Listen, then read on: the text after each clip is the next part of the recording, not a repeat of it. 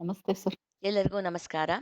ಶಂಕರಲಿಂಗ ಸತ್ಸಂಗಕ್ಕೆ ತಮ್ಮೆಲ್ಲರಿಗೂ ಆತ್ಮೀಯವಾದ ಸ್ವಾಗತವನ್ನು ಬಯಸುತ್ತಿದ್ದೇನೆ. ವಕ್ರತುಂಡ ಮಹಾಕಾಯ ಸೂರ್ಯಕೋಟಿ ಸಮಪ್ರಭ ನಿರ್ವಿಘ್ನಂ ಕುರು ಮೇ ದೇವ ಸರ್ವಕಾರ್ಯೇಷು ಸರ್ವದಾ ಭಕ್ತಮಾನಸ ಹಂಸಾಯ ಸಚ್ಚಿದಾನಂದ ರೂಪಿಣೆ ನಮಃ ಶಂಕರಲಿಂಗಾಯ ನಮಃ ಸದ್ಗುರುಮೂರ್ತಯೇ. ಅಪ್ಪ ಅವರ ಪಾದಾರವಿಂದಗಳಲ್ಲಿ ಭಕ್ತಿಪೂರ್ವಕ ನಮನಗಳನ್ನು ಅರ್ಪಿಸುತ್ತಾ ಗುರುಭಕ್ತರಾದ ತಮ್ಮೆಲ್ಲರ ಪಾದಕಮಲಗಳಿಗೆ ಪ್ರೀತಿಪೂರ್ವಕ ನಮಸ್ಕಾರಗಳನ್ನು ಅರ್ಪಿಸಿ ಇಂದಿನ ನಮ್ಮ ಸತ್ಸಂಗವನ್ನು ಆರಂಭಗೊಳಿಸುತ್ತಿದ್ದೇನೆ. ಇಂದು ಸತ್ಸಂಗದಲ್ಲಿ ನಮ್ಮೊಂದಿಗೆ ಶ್ರೀಯುತ ನಿಖಿಲ್ ಗೌಡ ಅವರು ಇದ್ದಾರೆ. ಇವರು ನಮ್ಮ ಸತ್ಸಂಗಕ್ಕೆ ಇದು 3ನೇ ಬಾರಿ ಬರುತ್ತಾ ಇರುವುದು. ನಮಗೆ ಇವರಿಂದ ಸಕ್ರಾಯಪಟ್ಟಣದ ಗುರುಗಳ ಅನೇಕ ವಿಚಾರಗಳು ಮೊದಲನೆಯ ಬಾರಿ ಇವರು ನಮ್ಮ ಸತ್ಸಂಗಕ್ಕೆ ಬಂದಾಗ ತಿಳಿದು ಬಂದಿತ್ತು. 2ನೇ ಬಾರಿ ಬಂದಾಗ ಮುಕುಂದೂರು ಸ್ವಾಮಿಗಳ ಬಗ್ಗೆ ತಿಳಿಸಿಕೊಟ್ಟಿದ್ರು. ಈಗ 3ನೇ ಬಾರಿ ಶ್ರೀಧರ ಸ್ವಾಮಿಗಳ ಕುರಿತಾಗಿ ನಮಗೆ ಕೆಲವು ವಿಚಾರಗಳಂತ ಹೇಳೋದಕ್ಕೆ ಬಂದಿದ್ದಾರೆ. ಇವರು ನಮ್ಮ ಸತ್ಸಂಗದಲ್ಲಿ ಈ ಹಲವಾರು ವಿಚಾರಗಳನ್ನ ನಮ್ಮ ಜೊತೆ ಹಂಚ್ಕೋತಾ ಇರೋದು ನಮಗೆ ಬಹಳ ಸಂತಸದ ವಿಚಾರ. ಹಾಗೂ ಇವರ ಬಾಯಿಂದ ಒಂದು 4 ಮಾತು ಕೇಳಬೇಕಂದ್ರೆ ಅದೇನೋ ಒಂಥರ ಒಂದು ಆನಂದದ ವಿಚಾರ ಅವರ ಮಾತುಗಳನ್ನು ಕೇಳೋದು. ಹಾಗೇನೆ ಇವರ ಒಂದು ಕಿರು ಪರಿಚಯ ಮಾಡಿಕೊಡಬೇಕಾಗಿ ಕೆಲವರು ನನ್ನನ್ನು ಕೋರಿದ್ರು. ಹಾಗೆ ನಿಖಿಲ್ ಅವರು ನನಗೆ ಅವರ ಬಗ್ಗೆ ತಿಳಿದು ಬಂದದ್ದು ಹೇಗೆ ಅಂದರೆ ಗುರುವಾಣಿ ಎನ್ನುವ ಒಂದು ಫೇಸ್ಬುಕ್ ಗುಂಪಿನಿಂದ ತಿಳಿದು ಬಂದಿತ್ತು. ಅದನ್ನು ಇವರು ಆರಂಭ ಮಾಡಿದವರು ನಿಖಿಲ್ ಅವರು. ಇದು ಆರಂಭವಾಗಿದ್ದು ಯಾವಾಗ ಅಂದರೆ ಇದು ಕೊರೋನಾ ಸಂದರ್ಭದಲ್ಲಿ ಎಲ್ಲರೂ ಒಂದು ರೀತಿ ಮನೆಯಲ್ಲಿ ಲಾಕ್ಡೌನ್ ಆಗಿದ್ದು. ಆವಾಗ ಎಲ್ಲ ಮನೆಯಲ್ಲಿ ಎಲ್ಲರಿಗೂ ಏನೋ ಒಂದು ಭೀತಿ. ಆ ಸಮಯದಲ್ಲೇ ಹಲವಾರು ಸತ್ಸಂಗಗಳು ಆರಂಭ ಆಯಿತು. ನಮ್ಮ ಒಂದು ಶಂಕರಲಿಂಗ ಸತ್ಸಂಗ ಕೂಡ ಆ ಸಂದರ್ಭದಲ್ಲಿ ನಡೀತಾ ಇತ್ತು. ಆ ಸಂದರ್ಭದಲ್ಲೇ ಇವರಿಗೆ ಒಂದು ಸಕ್ರಾಯಪಟ್ಟಣದ ಗುರುಗಳ ಅಪಾರ ಭಕ್ತರು ಇವರು. ಇವರಿಗೆ ಗುರುಗಳ ಒಂದು ಪ್ರೇರಣೆ ಉಂಟಾಗಿ ಆ ಗುರುವಾಣಿ ಅನ್ನೋ ಒಂದು ಗುಂಪನ್ನ ಆರಂಭ ಮಾಡಿದ್ರು.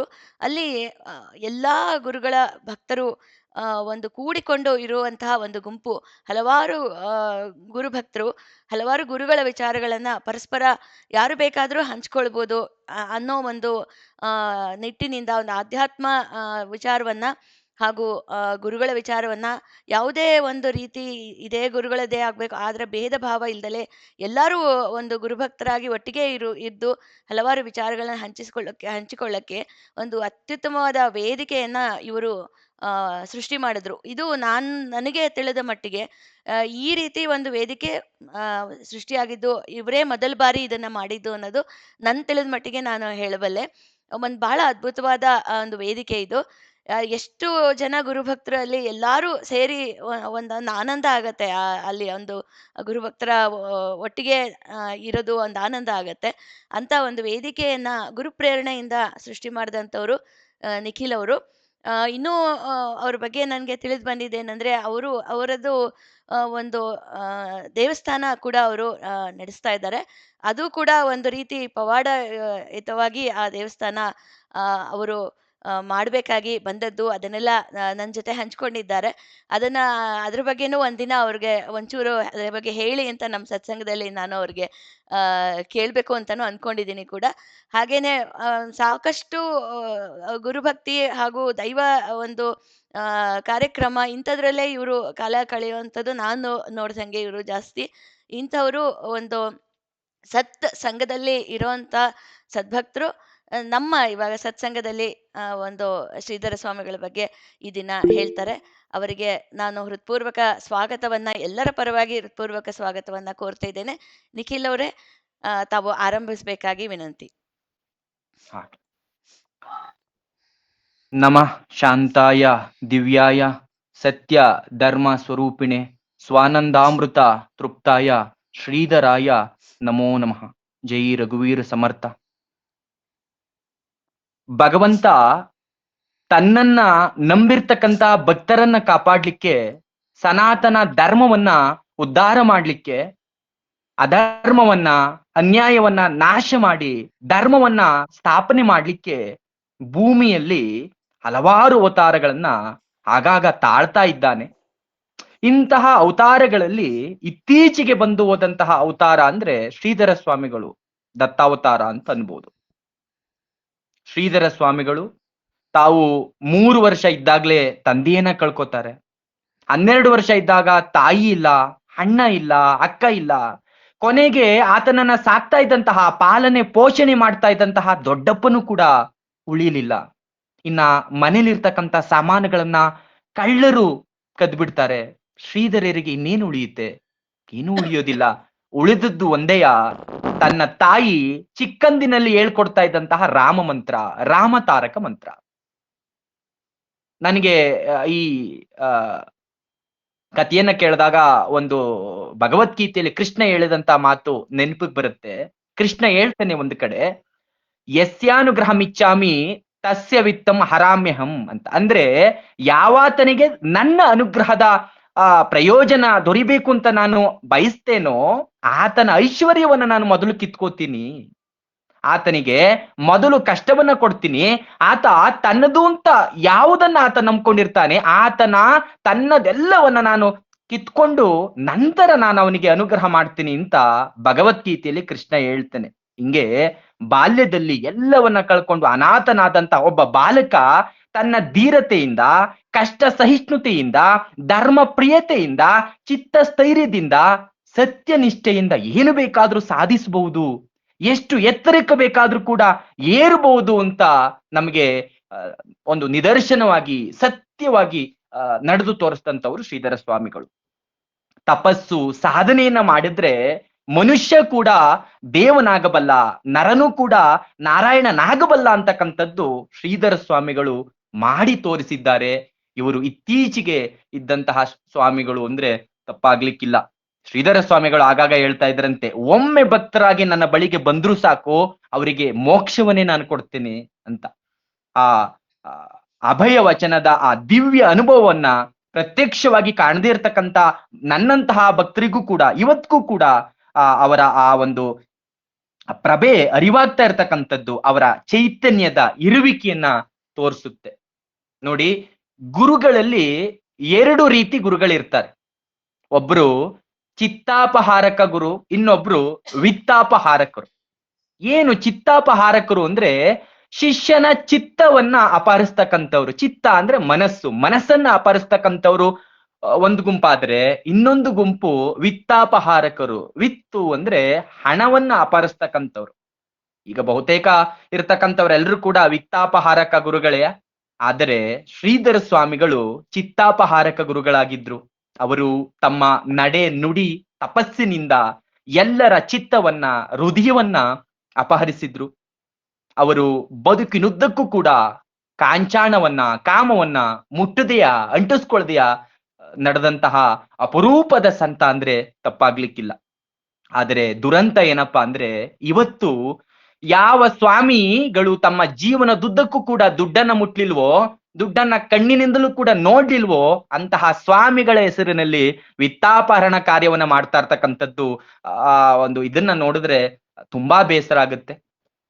ಅದಿರ್ಲಿ, ಪರಮ ವಿರಕ್ತರು, ಆತ್ಮಜ್ಞಾನಿಗಳು, ಧರ್ಮಧ್ವಜ ಸ್ಥಾಪಕರು ಆದಂತಹ ಪರಮ ಪೂಜ್ಯ ಶ್ರೀಧರ ಸ್ವಾಮಿಗಳು ಒದ್ದೂರಿನಲ್ಲಿ ನೆಲೆಸಿ ಅದನ್ನ ವರದ ಪುರವನ್ನಾಗಿ ಮಾಡಿ ಭಕ್ತ ಜನರಿಗೆ ನಿಜವಾಗ್ಲೂ ಕೂಡ ಅವರು ವರದ ಪುರುಷರೇ ಆಗಿದ್ರು. ಈ ಮಹಾಮಹಿಮರ ಜೀವನ ಚರಿತ್ರೆಯನ್ನ, ಅವರ ಬಗ್ಗೆ ಸ್ಮರಣೆ ಮಾಡುವಂತಹ ಆ ಯೋಗ ಸೌಭಾಗ್ಯ ಸಿಕ್ಕಿರ್ತಕ್ಕಂಥದ್ದು ನನ್ನ ಭಾಗ್ಯವೇ ಸರಿ. ಇಂತಹ ಮಹಾಮಹಿಮರ ವಿಚಾರಧಾರೆಗಳನ್ನ, ತತ್ವಗಳನ್ನ ಈಗಿನ ಯುವಕ ಯುವತಿಯರಿಗೆ ಮುಟ್ಟಿಸಿ ಭಕ್ತ ಜನರ ದೈವ ಭಕ್ತಿಯನ್ನ, ಗುರುಭಕ್ತಿಯನ್ನ, ಧರ್ಮ ಶ್ರದ್ಧೆ ಸದಾಚಾರ ಸತ್ಯ ನಿಷ್ಠೆಗಳನ್ನ ಪ್ರಚೋದಿಸ್ತಕ್ಕಂಥದ್ದು ಒಂದೇ ನನ್ನ ಉದ್ದೇಶ ಅಂತ ಹೇಳ್ತಾ ಶ್ರೀಧರ ಸ್ವಾಮಿಗಳ ಬಗ್ಗೆ ಅವರ ಚರಿತ್ರೆಯನ್ನ ಪ್ರಾರಂಭ ಮಾಡ್ತಾ ಇದ್ದೇನೆ. ಇಲ್ಲಿ ನಾನು ಏನನ್ನು ಹೇಳ್ತಾ ಇಲ್ಲ, ಅವನು ಹೇಳಿಸ್ತಾ ಇದ್ದಾನೆ. ನಾನು ಕೇವಲ ನಿಮಿತ್ತ ಮಾತ್ರ. ನಾನು ಪೋಸ್ಟ್ ಮ್ಯಾನ್ ಇದ್ದಾಗ ಅಷ್ಟೇಯ. ಪೋಸ್ಟ್ ಅವನದು, ಅವ ಯಾರಿಗ್ ಮುಟ್ಟಿಸ್ಬೇಕು ಅಂತ ಅವ ಅನ್ಕೊಂಡಿದ್ದಾನೋ ಅವರಿಗೆ ಅದು ಮುಟ್ತಾ ಇದೆ ಅಷ್ಟೇಯ. ಮುಟ್ಟಿಸುವಂತ ಕೆಲಸವನ್ನ ನಾನು ಮಾಡ್ತಾ ಇದ್ದೀನಿ ಅಷ್ಟೇ. ಈಗ ನಾವೇನು ಮಹಾರಾಷ್ಟ್ರ ಅಂತೇನು ಕರಿತೇವೆ, ಮಹಾರಾಷ್ಟ್ರ ರಾಜ್ಯಕ್ಕೆ ಸೇರಿರ್ತಕ್ಕಂತಹ ನಾಂದೇಡ ಜಿಲ್ಲೆಯಲ್ಲಿ ದೇಗಲೂರು ಅನ್ನುವಂತಹ ಒಂದು ಗ್ರಾಮ ಇದೆ. ಈ ಊರಿನಲ್ಲಿ ಪತಕಿ ಎನ್ನುವಂತಹ ಅಡ್ಡ ಹೆಸರಿನ ಬ್ರಾಹ್ಮಣ ಮನೆತನಕ್ಕೆ ಸೇರಿರ್ತಕ್ಕಂಥವರು ಶ್ರೀಧರ ಸ್ವಾಮಿಗಳು. ಆ ಬ್ರಾಹ್ಮಣ ಮನೆತನಕ್ಕೆ ಸೇರಿದಂತಹ ಮನೆತನದಲ್ಲಿ ಶ್ರೀಧರ ಸ್ವಾಮಿಗಳ ಜನನ ಆಗುತ್ತೆ. ಇವರ ಮನೆ ದೇವರು ತಿರುಪತಿ ವೆಂಕಟೇಶ್ವರ ಸ್ವಾಮಿ. ಪತಕಿ ವಂಶದ ಶ್ರೀ ನಾರಾಯಣರಾಯರು ಹಾಗೂ ಕಮಲಾಬಾಯಿ ಅವರಿಗೆ 4ನೇ ಮಗುವಾಗಿ ಶ್ರೀಧರ ಸ್ವಾಮಿಗಳು ಹುಟ್ಟುತ್ತಾರೆ. ನಾರಾಯಣರಾಯರಿಗೆ ಮೊದಲು ತ್ರಯಂಬಕ ಅನ್ನುವಂತಹ ಮಗ ಹುಟ್ಟಿರ್ತಾನೆ. ಅದಾದ್ಮೇಲೆ ಗೋವಿಂದ ಅನ್ನುವಂತಹ ಇನ್ನೊಬ್ಬ ಮಗ, 2ನೇ ಮಗನಾಗಿ ಗೋವಿಂದ ಅನ್ನುವಂಥವ್ರು ಹುಟ್ಟುತ್ತಾರೆ. ಗೋವಿಂದ ಅನ್ನುವಂಥವ್ರು 3ನೇ ವಯಸ್ಸಿನಲ್ಲೇ ಅನಾರೋಗ್ಯದ ಕಾರಣದಿಂದ ಅವರು ಮೃತರಾಗ್ತಾರೆ. ಆಮೇಲೆ 3ನೇ ಪುತ್ರವಾಗಿ ಮಗಳು ಗೋದಾವರಿ ಎನ್ನುವಂತಹ ಮಗಳು ಹುಟ್ಟುತ್ತಾರೆ. ಆ ಮಗಳು 8 ವರ್ಷ ತುಂಬುತ್ತಾ ಇದ್ದಂತೆ ಆಗ ಬಾಲ್ಯ ವಿವಾಹ ನಡೀತಾ ಇದ್ದಂತಹ ಸಂದರ್ಭದಲ್ಲಿ ಅವರಿಗೆ ಮದುವೆ ಆಗುತ್ತೆ. 3 ಮಗು ಆಗಿರುತ್ತೆ. ಆ ಸಂದರ್ಭದಲ್ಲಿ ಜ್ಯೋತಿಷ್ಯ ಶಾಸ್ತ್ರದ ವಿದ್ವಾಂಸರು ಒಬ್ರು ನಾರಾಯಣರಾಯರ ಮನೆಗೆ ಬರ್ತಾರೆ. ನಾರಾಯಣರಾಯರ ಮನೆಗೆ ಬಂದು ಆ, ಅವರ ನಾರಾಯಣರಾಯರು ಮತ್ತು ಅವರ ಧರ್ಮಪತ್ನಿಯಾಗಿರ್ತಕ್ಕಂತಹ ಕಮಲಾಬಾಯಿ ಅವರ ಆ ಕುಂಡಲಿಯನ್ನ, ಜಾತಕವನ್ನ ಆ ನೋಡ್ತಾರೆ. ಜಾತಕವನ್ನ ನೋಡಿ ಪರೀಕ್ಷೆಯನ್ನ ಮಾಡಿ ಅವ್ರು ಹೇಳ್ತಾರೆ ವಿದ್ವಾಂಸರು, ನಾರಾಯಣರಾಯರೇ, ನನಗೆ ಕಂಡು ಬಂದಂತಹ ಒಂದು ಸತ್ಯ ಸಂಗತಿ ಏನಪ್ಪಾ ಅಂದ್ರೆ, ಒಂದು ಆ ಸರ್ಪ ಶಾಪ ಇರೋದ್ರಿಂದ ನಿಮ್ಮ ಸಂತತಿ ನಡೆಯೋದಿಲ್ಲ. ಆದ್ರೆ ನಿಮಗೆ ಇನ್ನೊಂದು ಪುತ್ರ ವಿಯೋಗ ಇದೆ, ಪುತ್ರ ಯೋಗ ಇದೆ. ಆ ಪುತ್ರ ಯೋಗದಿಂದ ಅವರು ಹುಟ್ಟತಕ್ಕಂತಹ 4ನೇ ಮಗು ಮಹಾಪುರುಷನಾಗಿ ನಿಮ್ಮ ವಂಶವನ್ನ ಉದ್ಧಾರ ಮಾಡ್ತಾನೆ. ಹಾಗಾಗಿ ನೀವು ಶ್ರೀ ದತ್ತ ಕ್ಷೇತ್ರವಾಗಿರ್ತಕ್ಕಂತಹ ಗಾಣಗಾಪುರಕ್ಕೆ ಹೋಗಿ ಅಲ್ಲಿ ದತ್ತಾತ್ರೇಯನ ಸೇವೆಯನ್ನ ಮಾಡಿ ಅಂತೇಳಿ ವಿದ್ವಾಂಸರು ಸಲಹೆಯನ್ನ ಕೊಡ್ತಾರೆ. ಸಲಹೆಯನ್ನ ಸ್ವೀಕರಿಸಿದಂತಹ ನಾರಾಯಣರಾಯರು ತಮ್ಮ ಪತ್ನಿಯೊಡನೆ ಗಾಣಗಾಪುರಕ್ಕೆ ಹೋಗಿ ಕೆಲವು ಕಾಲ ಅಲ್ಲಿದ್ದು ವ್ರತಾದಿಗಳನ್ನ, ಉಪವಾಸವನ್ನ ಮಾಡಿ ಭಜನೆಗಳಿಂದ ಶ್ರೀ ದತ್ತಾತ್ರೇಯನ ಸೇವೆಯನ್ನ ಮಾಡಿ ಮತ್ತೆ ಹಿಂದಿರುಗ್ತಾರೆ. ಆ ಗಾಣಗಾಪುರದಿಂದ ಹಿಂದಿರುಗದ ಸ್ವಲ್ಪ ಕಾಲದಲ್ಲಿ ಕಮಲಾಬಾಯಿ ಅವರು ಗರ್ಭಿಣಿಯಾಗ್ತಾರೆ. ಗರ್ಭಿಣಿಯಾದಾಗ ಕಮಲಾಬಾಯಿ ಅವರ ತಾಯಿಯ ಊರು ನಮ್ಮ ಕರ್ನಾಟಕದ ಗುಲ್ಬರ್ಗ ಜಿಲ್ಲೆಯ ಲಾರ್ಡ್ ಚಿಂಚೋಳಿ ಅನ್ನುವಂತ ಗ್ರಾಮಕ್ಕೆ ಇವರು ಗರ್ಭಿಣಿಯಾದ ಮೇಲೆ ಇವರು ತಾಯಿ ಮನೆಗೆ ಬರ್ತಾರೆ. ಎಲ್ಲಿಗೆ? ಗುಲ್ಬರ್ಗ ಜಿಲ್ಲೆಯ ಲಾರ್ಡ್ ಚಿಂಚೋಳಿ ಅನ್ನುವಂತ ಗ್ರಾಮಕ್ಕೆ ಬರ್ತಾರೆ.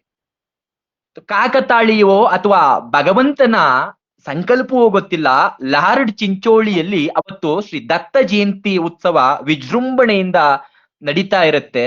ಪ್ರತಿ ವರ್ಷ ದತ್ತ ಜಯಂತಿ ಮಾರ್ಗಶೀರ ಪೂರ್ಣಿಮೆ ಎಂದು ಬರ್ತದೆ. ಈಗ ಮೊನ್ನೆ ದತ್ತ ಜಯಂತಿ ನಡೆದಿದೆ. ಆ ದತ್ತ ಜಯಂತಿಯ ದಿನ ಆ ಗ್ರಾಮದಲ್ಲಿ, ಲಾರ್ಡ್ ಚಿಂಚೋಳಿ ಗ್ರಾಮದಲ್ಲಿ ಅದ್ದೂರಿಯಾಗಿ ಆಚರಣೆಯನ್ನ ಮಾಡ್ತಿದ್ರಂತೆ. ಅವತ್ತು ಎಲ್ಲೆಡೆ ದಿಗಂಬರ ದಿಗಂಬರ ಶ್ರೀಪಾದ ವಲ್ಲಭ ದಿಗಂಬರ ಅನ್ನುವಂತಹ ಭಜನೆ ವ್ಯಾಪ್ಸಿರುತ್ತಂತೆ. ಆ ವ್ಯಾಪ್ಸಿರುವಾಗ ಸಂಜೆ ಗೋಧೂಳಿ ಲಗ್ನದಲ್ಲಿ ಏನ್ ಮಾಡ್ತಾರಂತೆ, ಆ ಊರಿನಲ್ಲಿ ದತ್ತನ ಪಲ್ಲಕ್ಕಿಯನ್ನ ಉತ್ಸವ ರೀತಿಯಲ್ಲಿ ಆ ಊರಿನ ಪ್ರಮುಖ ಬೀದಿಗಳಲ್ಲಿ ಉತ್ಸವ ಮಾಡ್ತಾರಂತೆ. ಈ ಉತ್ಸವ ದೇವಸ್ಥಾನದಿಂದ ಹೊರಟು ಮೆರವಣಿಗೆ ಬರುತ್ತೆ. ಮೆರವಣಿಗೆ ಎಲ್ಲಿಗೆ ಬರುತ್ತೆ ಅಂದ್ರೆ ಕಮಲಾಬಾಯಿ ಅವರು ವಾಸವಾಗಿದ್ದಂತಹ ಮನೆಯ ಮುಂದೆ ಬರುತ್ತೆ. ಮನೆಯ ಮುಂದೆ ಬಂದು ಅಲ್ಲಿ ಮಂಗಳಾರತಿ ಮಾಡ್ತಾ ಇದ್ದಂತಹ ಸಂದರ್ಭದಲ್ಲಿ ಆ ಸಮಯಕ್ಕೆ ಸರಿಯಾಗಿ ಕೀಲಕ ಸಂವತ್ಸರದ ಮಾರ್ಗಶೀರ ಶುದ್ಧ ಪೂರ್ಣಿಮೆ ಸೋಮವಾರ ದಿನಾಂಕ 7/12/1908 ರಾತ್ರಿ 7:20 ಸರಿಯಾಗಿ ಕಮಲಾಬಾಯಿ ಅವರಿಗೆ ಪುತ್ರೋತ್ಸವವಾಗುತ್ತೆ. ಈ ಪುತ್ರನೇ ಶ್ರೀಧರ ಸ್ವಾಮಿಗಳು. ಇಂದಿಗೂ ಕೂಡ ಶ್ರೀಧರ ಸ್ವಾಮಿಗಳ ಭಕ್ತರು ಅವರನ್ನ ದತ್ತಾತ್ರೇಯನ ಅವತಾರ ಅಂತಲೇ ನಂಬಿದ್ದಾರೆ, ಹಾಗೆ ಅವರನ್ನ ಕರೀತಾರೆ ಕೂಡ.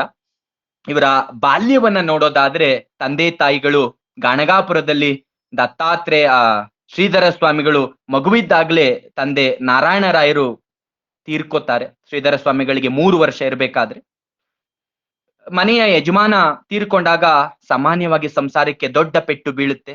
ಹಿರಿಯ ಮಗ ಚಿಕ್ಕ ವಯಸ್ಸಿನಲ್ಲೇ ತ್ರಯಂಬಕ ಗತ್ಯಂತರ ಇಲ್ಲದೆ ವಿದ್ಯಾಭ್ಯಾಸವನ್ನ ನಿಲ್ಲಿಸಿ ಯಾವುದೋ ಒಂದು ನೌಕರಿಗೆ ಸೇರ್ಬೇಕಾಗತ್ತೆ. ಮನೆಯಲ್ಲಿ ನಡೀತಕ್ಕಂತ ಪೂಜೆ ಭಜನೆ ಎಲ್ಲವೂ ಕೂಡ ನಿರಂತರವಾಗಿ ನಡೀತಾ ಇರುತ್ತೆ.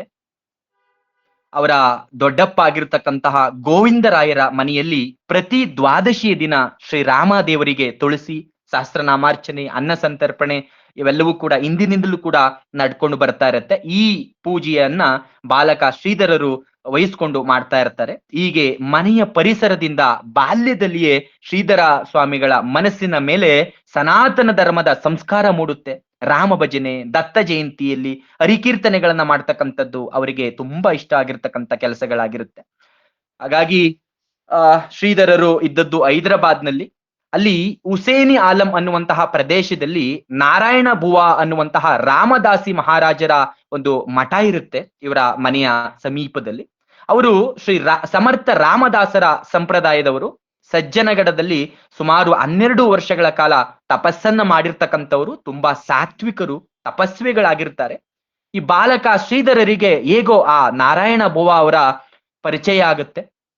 ಪರಿಚಯ ಆದ್ಮೇಲೆ ಅವರ ಮನೆಯಲ್ಲಿ ನಡೀತಕ್ಕಂತ, ಆ ಮಠದಲ್ಲಿ ನಡೀತಕ್ಕಂತ ಭಜನೆ, ಕೀರ್ತನೆ ಮೊದಲಾದ ಕಾರ್ಯಕ್ರಮಗಳಿಗೆ ಶ್ರೀಧರ ಸ್ವಾಮಿಗಳು ಹೋಗ್ತಾ ಇರ್ತಾರೆ. ಶ್ರೀಧರ ಸ್ವಾಮಿಗಳು ಯಾವಾಗ್ಲೂ ಆಡ್ಕೊಳ್ತಾ ಇದ್ದಂತಹ ಒಂದು ಪದ್ಯ ಏನಪ್ಪಾ ಅಂದ್ರೆ ಅದು ಮರಾಠಿ ಭಾಷೆಯಲ್ಲಿದೆ. ಮರಾಠಿನಲ್ಲಿ ಘಟಿಕಾಗೇಲಿ ಪಳೆಗೇಲಿ ತಾಸವಾಜೆ ಜನನ ಆಯುಷ್ಯಾಚ ನಾಶ ಹೋತೋ ರಾಮ ಕಾರೆ ಮನನ. ಅಂದ್ರೆ ಗಳಿಗೆ ನಿಮಿಷ ಕಳೆದೋಗ್ತಾ ಇದೆ, ಗಂಟೆ ಜನ ಅಂತ ಇದೆ, ಆಯಸ್ಸು ಸುಮ್ಮನೆ ಕಳೆದೋಗ್ತಾ ಇದೆ, ಆದರೆ ರಾಮ ಅನ್ನುವಂತಹ ನಾಮವನ್ನ ಯಾಕೆ ಹೇಳೋದಿಲ್ಲ ಅನ್ನುವಂಥದ್ದು ಅದರ ಅರ್ಥ ಕನ್ನಡದಲ್ಲಿ. ಹೀಗೆ ಶ್ರೀಧರ ಸ್ವಾಮಿಗಳ ವಿದ್ಯಾಭ್ಯಾಸ ಕ್ರಮವಾಗಿ ಒಂದು ಕಡೆ ನಡೆಯೋದಿಲ್ಲ. ಕುಟುಂಬದಲ್ಲಿ ಹಲವಾರು ಸಮಸ್ಯೆಗಳು ಇರೋದ್ರಿಂದ ಅದರ ಜೊತೆಗೆ ಆ ಕುಟುಂಬಕ್ಕೆ ಯಾರು ಕೂಡ ಮಾರ್ಗದರ್ಶನ ಮಾಡ್ತಕ್ಕವರು, ನೆರವಾಗ್ತಕ್ಕವರು ಯಾರು ಕೂಡ ಉಳಿಯೋದಿಲ್ಲ. ಹಾಗಾಗಿ ಶ್ರೀಧರ ಸ್ವಾಮಿಗಳ ವಿದ್ಯಾಭ್ಯಾಸ ಕ್ರಮವಾಗಿ ನಡೆಯೋದಿಲ್ಲ. ಆದ್ರೂ ಕೂಡ ವಿದ್ಯೆಯನ್ನ ಕಲಿಬೇಕು ಅನ್ನುವಂತಹ ತೀವ್ರವಾಗಿರ್ತಕ್ಕಂತಹ ಬಯಕೆ ಇದ್ದುದರಿಂದ ಶ್ರೀಧರ ಸ್ವಾಮಿಗಳು SLC ವರೆಗೂ ಕೂಡ ಶಿಕ್ಷಣವನ್ನ ಕಷ್ಟಪಟ್ಟು ಮಾಡ್ತಾರೆ. ಶ್ರೀಧರ ಸ್ವಾಮಿಗಳ ಪ್ರಾಥಮಿಕ ವಿದ್ಯಾಭ್ಯಾಸ ಹೈದರಾಬಾದಿನ ವಿವೇಕವರ್ಧಿನಿ ಶಾಲೆಯಲ್ಲಿ ನಡೆಯುತ್ತೆ. ಮರಾಠಿ ಭಾಷೆಯಲ್ಲಿ 5ನೇ ತರಗತಿಯವರೆಗೆ ಅಲ್ಲಿ ಶ್ರೀಧರ ಸ್ವಾಮಿಗಳು ಓದ್ತಾರೆ. ಹೀಗೆ ವಿದ್ಯಾಭ್ಯಾಸ ಮಾಡುವಾಗ ಅವರನ್ನ ನೋಡ್ಕೊಳ್ತಾ ಇದ್ದಂತಹ ಅವರ ದೊಡ್ಡಪ್ಪ ಗೋವಿಂದರಾಯರು ದೇಹವನ್ನ ತ್ಯಜಿಸ್ತಾರೆ. ಆ ಸಮಯದಲ್ಲಿ ಇವರ ದೊಡ್ಡಣ್ಣ ತ್ರಯಂಬಕ ಅವರು ಕೂಡ ಜ್ವರದಿಂದ ಹಾಸಿಗೆಯನ್ನ ಹಿಡಿದಿರ್ತಾರೆ. ಗೋವಿಂದರಾಯರ ಉತ್ತರ ಕ್ರಿಯೆ ಎಲ್ಲವನ್ನ ಶ್ರೀಧರ ಸ್ವಾಮಿಗಳೇ ಮಾಡ್ತಾರೆ. ಸ್ವಲ್ಪ ದಿನಗಳಾದ ಮೇಲೆ ಜ್ವರದಿಂದ ಪೀಡಿತನಾಗಿದ್ದಂತಹ ಶ್ರೀಧರ ಸ್ವಾಮಿಗಳ ಅಣ್ಣ ತ್ರಯಂಬಕ ಅವರು ಕೂಡ ದೇಹವನ್ನ ತ್ಯಜಿಸ್ಬಿಡ್ತಾರೆ. ಮನೆಗೆ ಆಧಾರ ಆಗಿದ್ದಂತಹ ಹಿರಿಯ ಮಗನ ಮರಣದಿಂದ ಶ್ರೀಧರ ಸ್ವಾಮಿಗಳ ತಾಯಿ ಕಮಲಾಬಾಯಿಯವರು ದುಃಖದಿಂದ ಗೋಳಾಡ್ತಾರೆ. ಅವರನ್ನ ಶ್ರೀಧರ ಸ್ವಾಮಿಗಳೇ ಒಳ್ಳೆಯ ಮಾತುಗಳಿಂದ, ವೇದಾಂತದ ನುಡಿಗಳಿಂದ ಅವರಿಗೆ ಸಮಾಧಾನ ಮಾಡ್ತಾ ಇರ್ತಾರೆ. ಇದೊಂದು ಅಚ್ಚರಿಯ ಸಂಗತಿ ಎನ್ನಬಹುದು. ಶ್ರೀಧರ ಸ್ವಾಮಿಗಳು ಆ ಚಿಕ್ಕ ವಯಸ್ಸಿನಲ್ಲಿ ತನ್ನ ತಾಯಿಗೆ ಹೇಳ್ತಕ್ಕಂತಹ ಸಾಂತ್ವನದ ನುಡಿಗಳು ಮುಂದೆ ಶ್ರೀಧರ ಸ್ವಾಮಿಗಳು ಸ್ಮರಿಸಿದ್ದುಂಟು. ಅವರ ಪ್ರವಚನಗಳಲ್ಲಿ ನಮ್ಗೆ ಸಿಗುತ್ತೆ. ಅವರು ಹೇಳ್ತಾ ಇದ್ರಂತೆ ಶ್ರೀಧರ ಸ್ವಾಮಿಗಳವರ ತಾಯಿಗೆ, ಅಮ್ಮ, ಅಣ್ಣನಲ್ಲಿ ನೀನು ಪ್ರೀತಿಸ್ತಕ್ಕಂಥ ವಸ್ತು ಯಾವುದು? ನೀನು ಪ್ರೀತಿಸ್ತಕ್ಕಂಥದ್ದು ಅವನ ಆತ್ಮವನ್ನ. ಆತ್ಮಕ್ಕೆ ಯಾವುದೇ ಹುಟ್ಟು ಸಾವುಗಳಿಲ್ಲ. ಅದು ಆತ್ಮ ಹುಟ್ಟು ಸಾವನ್ನ ಮೀರಿರ್ತಕ್ಕಂಥದ್ದು. ಅದು ಹಿಂದೆಯೂ ಇತ್ತು, ನಾಳೆಯೂ ಇರುತ್ತೆ, ಅದು ಯಾವಾಗ್ಲೂ ಇದ್ದೇ ಇರುತ್ತೆ. ಹುಟ್ಟು ಸಾವುಗಳಿರ್ತಕ್ಕಂಥದ್ದು ಈ ಶರೀರಕ್ಕೆ. ಶರೀರ ಅಂದ್ರೆ ಪಂಚಭೂತಗಳ ಸಮುದಾಯ. ಇದು ಈ ಭೂಮಿ, ನೀರು, ಗಾಳಿ, ಅಗ್ನಿ, ಆಕಾಶ, ಏನ್ ಈ ಪಂಚಭೂತಗಳಿದ್ದಾವೆ, ಈ ಪಂಚಭೂತಗಳು, ಈ ಶರೀರ, ಈ ಪಂಚಭೂತಗಳಲ್ಲಿ ಸೇರ್ತಕ್ಕಂಥದ್ದೇ ಸಾವು. ಹಾಗಾಗಿ ಪರಮಾತ್ಮನ ಇಚ್ಛೆಯಂತೆ ಈ ಪಂಚಭೂತಗಳೇ ಒಂದು ಆಕೃತಿಯಲ್ಲಿ ಸೇರ್ಕೊಂಡ್ರೆ ಅದು ಶರೀರ ಆಗುತ್ತೆ. ಈ ಶರೀರದ ಸಂಬಂಧವೇ ಹುಟ್ಟು. ಅಣ್ಣನ ಆತ್ಮಕ್ಕೆ ಮರಣ ಅಂತಕ್ಕಂಥದ್ದಿಲ್ಲ. ನೀನು ಇದಕ್ಕಾಗಿ ಅಳಬಾರದು ಅಂತ 10-12 ವರ್ಷದ ಹುಡುಗ ಶ್ರೀಧರ ಸ್ವಾಮಿಗಳು ತಮ್ಮ ತಾಯಿಗೆ ಹೇಳ್ತಾರೆ. ಅಂದ್ರೆ ಆ ವಯಸ್ಸಿಗೆ ಅದೆಷ್ಟು ಬುದ್ಧಿ ಪಕ್ವತೆ ಇತ್ತು, ಅದೆಷ್ಟು ಸಾಧನಾ ಪಥದಲ್ಲಿ ಇದ್ರು ಅನ್ನುವಂಥದ್ದು ನಾವು ಅರ್ಥ ಮಾಡ್ಕೋಬೇಕಾಗತ್ತೆ. ಕೆಲವು ತಿಂಗಳು ಕಳೆಯುತ್ತೆ. ಕೆಲವು ತಿಂಗಳು ಆದ್ಮೇಲೆ ಇದ್ದಂತಹ ಶ್ರೀಧರ ಸ್ವಾಮಿಗಳ ಅಕ್ಕ ಗೋದಾವರಿ ಅವರು ಕೂಡ ದೇಹವನ್ನ ತ್ಯಜಿಸಿಬಿಡ್ತಾರೆ ಅನಾರೋಗ್ಯದ ದೃಷ್ಟಿಯಿಂದ. ಈಗ ಶ್ರೀಧರ ಸ್ವಾಮಿಗಳ ತಾಯಿಯಾಗಿರ್ತಕ್ಕಂತಹ ಕಮಲಾಬಾಯಿ ಅವರ ದುಃಖಕ್ಕೆ ಪಾರವೇ ಇರೋದಿಲ್ಲ. ಶ್ರೀಧರ ಸ್ವಾಮಿಗಳಿಗೆ ಸಮಾಧಾನ ಮಾಡೋದಿಕ್ಕೆ ತಮ್ಮ ತಾಯಿಗೆ ಆಗೋದಿಲ್ಲ. ಹೇಗೋ ಸ್ವಲ್ಪ ದಿನ ಕಳೆಯುತ್ತೆ. ಕಳೆದು ಆಗ ಕಮಲಾಬಾಯಿ ಅವರಿಗೆ ತಮ್ಮ ಮರಣದ ಕಾಲ ಹತ್ರ ಬಂತು ಅಂತ ಅವರಿಗೆ ತೋರುತ್ತೆ. ಆಗ ಶ್ರೀಧರ ಸ್ವಾಮಿಗಳ ಕೈಯನ್ನ ಇಟ್ಕೊಂಡು ಅವರ ತಾಯಿ ಕಮಲಾಬಾಯಿ ಅವರು ಹೇಳ್ತಾರೆ, ಶ್ರೀಧರ, ನಮ್ಮ ಪುರೋಹಿತರು ಹೇಳ್ದಂತಹ ಆ ಮಾತು ಇವತ್ತು ನನಗೆ ಸತ್ಯ ಅನಿಸ್ತಾ ಇದೆಯಪ್ಪ. ನಮ್ಮ ವಂಶದಲ್ಲಿ ಸರ್ಪದೋಷ ಇರೋದ್ರಿಂದ ಯಾರೂ ಕೂಡ ಉಳಿಯೋದಿಲ್ಲ. ಉಳಿತಕ್ಕಂತ ಒಬ್ಬನೇ ಒಬ್ಬ ಮಗ ಕೀರ್ತಿಶಾಲಿ ಆಗ್ತಾನೆ ಅಂತ ಅವತ್ತೇ ಹೇಳಿದ್ರಪ್ಪ. ಹಾಗಾಗಿ ನಮ್ಮ ವಂಶವನ್ನ ಉಳಿಸ್ತಕ್ಕಂಥವನು, ನಮ್ಮ ಹೆಸರನ್ನ ಉಳಿಸ್ತಕ್ಕಂಥವನು ನೀನೇ. ಇನ್ನು ಮೇಲೆ ನಿನ್ನ ತಾಯಿ ಒಬ್ಬಳಲ್ಲ, ಲೋಕದಲ್ಲಿರ್ತಕ್ಕಂತ ಎಲ್ಲಾ ಸ್ತ್ರೀಯರು ನಿನ್ನ ತಾಯಂದ್ರಿ ಅಂತ ನೀನು ತಿಳಿಬೇಕು. ಇದರಿಂದಲೇ ನಿನಗೆ ಶ್ರೇಯಸ್ಸಾಗತ್ತಪ್ಪ ಅಂತ ಶ್ರೀಧರ ಸ್ವಾಮಿಗಳು, ಶ್ರೀಧರ ಸ್ವಾಮಿಗಳ ತಾಯಿ ಶ್ರೀಧರ ಸ್ವಾಮಿಗಳಿಗೆ ಹೇಳಿರ್ತಾರಂತೆ. ಆಗ ಶ್ರೀಧರ ಸ್ವಾಮಿಗಳು, ಆಯ್ತು ತಾಯೇ, ಖಂಡಿತವಾಗಿ ನಾನು ಹಾಗೆ ನಡ್ಕೋತೀನಿ ಅಂತ ಶ್ರೀಧರ ಸ್ವಾಮಿಗಳು ತನ್ನ ತಾಯಿಗೆ ವಚನ ಕೊಟ್ಟಿರ್ತಾರಂತೆ. ಸ್ವಲ್ಪ ಸಮಯ ಆದ್ಮೇಲೆ ಕಮಲಾಬಾಯಿ ಅವರು ಇಹಲೋಕದ ಯಾತ್ರೆಯನ್ನ ಮುಗಿಸ್ತಾರೆ. ಯಾರೂ ಇರೋದಿಲ್ಲ ಶ್ರೀಧರ ಸ್ವಾಮಿಗಳಿಗೆ. ನೆರೆಹೊರೆಯವರ ನೆರವಿನಿಂದ ಶ್ರೀಧರ ಸ್ವಾಮಿಗಳು ತನ್ನ ತಾಯಿಯ ಅಂತ್ಯಕ್ರಿಯೆಯನ್ನ ವಿಧಿವತ್ತಾಗಿ ಮಾಡ್ತಾರೆ. 12 ವರ್ಷದ ಬಾಲಕನಿಗೆ ತಂದೆ ಇಲ್ಲ, ತಾಯಿ ಇಲ್ಲ, ಅಣ್ಣನಿಲ್ಲ, ಅಕ್ಕನಿಲ್ಲ, ದೊಡ್ಡಪ್ಪನೂ ಇಲ್ಲ. ಮನೇಲಿರ್ತಕ್ಕಂತ ಸಾಮಾನುಗಳನ್ನ ಕಳ್ಳರು ಒಯ್ತಾರೆ, ಕದಿತಾರೆ, ಕಳ್ತನ ಮಾಡ್ತಾರೆ. ಶ್ರೀಧರರಿಗೆ ಉಳಿದಿದ್ದು ದಿಗಂಬರ ದಿಗಂಬರ ಶ್ರೀಪಾದ ವಲ್ಲಭ ದಿಗಂಬರ, ಶ್ರೀರಾಮ ಜಯರಾಮ ಜಯ ಜಯರಾಮ, ಎರಡೇ ಮಂತ್ರ ಉಳಿದದ್ದು. ಈಗ ಶ್ರೀಧರರನ್ನ ವಿಚಾರಿಸ್ಕೊಳ್ತಕ್ಕವ್ರಿಲ್ಲ. ಅಯ್ಯೋ ಹಿಂಗಾಯ್ತಲ್ಲ ಅಂತೇಳಿ ಮುರುಕ ಪಡ್ತಕ್ಕಂಥವ್ರು ಯಾರು ಇಲ್ಲ. ಅಯ್ಯೋ ನೀನ್ ಊಟ ಮಾಡಿದ್ಯಪ್ಪ, ಊಟ ಮಾಡ್ತಾ ಇದ್ಯಾ, ಹಸಿವಾಗ್ತಾ ಇದ್ಯಾ ಅಂತ ಕೇಳ್ತಕ್ಕವರು ಇಲ್ಲ. 12 ವರ್ಷದ ಇನ್ನೊಬ್ಬ ಸಾಮಾನ್ಯ ಬಾಲಕ ಈ ಪರಿಸ್ಥಿತಿಗೆ ಏನಾದ್ರೂ ಸಿಕ್ಕಾಕೊಂಡಿದ್ರೆ ಅವನ ಪರಿಸ್ಥಿತಿ ಏನಾಗ್ತಾ ಇತ್ತು? ಹೊಟ್ಟೆಪಾಡಿಗೆ ಯಾರ ಮನೆಯಲ್ಲೋ ಕೆಲ್ಸಕ್ಕೆ ಸೇರಿ ಆಯುಷ್ಯನ ಕಳಿಬೇಕಾಗಿತ್ತೇನೋ? ಅಲ್ಲದೆ ಅಂತಹ ಹುಡುಗ ಹೋಟೆಲ್ಗಳಲ್ಲಿ ಅಥವಾ ಸಿನಿಮಾಗಳಲ್ಲಿ 3 ಕಾಸಿನ ಕೂಲಿಗಾಗಿ ದುಡಿಬೇಕಾಗಿತ್ತೇನೋ? ಅಥವಾ ಪೋಲಿ ಜನರ ಸಹವಾಸಕ್ಕೆ ಸಿಕ್ಕಿ ಸ್ವತಃ ಪೋಲಿ ಆಗ್ತಾ ಇದ್ನೇನೋ? ಆದರೆ ಶ್ರೀಧರ ಸ್ವಾಮಿಗಳು ಹಾಗಾಗ್ಲಿಲ್ಲ. ಯಾವ ರೀತಿ ಅಂದ್ರೆ ನೋಡಿ, ಚಿನ್ನವನ್ನ ಬೆಂಕಿಯಲ್ಲಿ ಕಾಯಿಸಿದ್ರು ಕೂಡ, ಬಡಿದ್ರು ಕೂಡ ಆ ಚಿನ್ನ ತನ್ನ ತನವನ್ನ ಕಳ್ಕೊಳ್ಳೋದಿಲ್ಲ ಅದು. ಅದು ಇನ್ನೂ ಕೂಡ ಬೇಯಿಸ್ತಾ ಬೇಯಿಸ್ತಾ, ಕಾಯಿಸ್ತಾ ಕಾಯಿಸ್ತಾ, ಬಡಿತಾ ಬಡಿತಾ ಇನ್ನೂ ಕೂಡ ಅದು ಹೆಚ್ಚಾಗಿ ಹೊಳಿಲಿಕ್ಕೆ ಪ್ರಾರಂಭ ಆಗುತ್ತೆ. ಯಾವ ರೀತಿ ತೆಂಗಿನ ಸಸಿಯನ್ನ ನೆಲದಲ್ಲಿ ಊತು ತುಳಿದ್ರು ಕೂಡ ಅದು ಸಿಹಿ ನೀರನ್ನ ಕೊಡೋದಕ್ಕಾಗಿ ಆಕಾಶವನ್ನ ಹರಡುತ್ತೋ, ಅದೇ ರೀತಿ ಮಾವಿನ ಮರದ ಕೊಂಬೆಗಳನ್ನ ಕಡಿದ್ರು ಕೂಡ ಅದು ಚೆನ್ನಾಗೆ ಚಿಗುರಿ ಒಂಬಣದ ಎಲೆಗಳನ್ನ ಚಿಗುರಿಸಿ ಸಿಹಿಯಾಗಿರ್ತಕ್ಕಂಥ ಹಣ್ಣುಗಳನ್ನೇ ಕೊಡುತ್ತೋ, ಅದೇ ರೀತಿ ನಮ್ಮ ಶ್ರೀಧರ ಸ್ವಾಮಿಗಳು ಎಷ್ಟೇ ಕಷ್ಟ ಬಂದ್ರು ಕೂಡ ಆ ಕಷ್ಟಗಳಿಂದ ಉತ್ಸಾಹ ಕುಂದಲಿಲ್ಲ. ಅವರ ಬುದ್ಧಿ ಅಡ್ಡದಾರಿಗೆ ತಿರುಗ್ಲಿಲ್ಲ.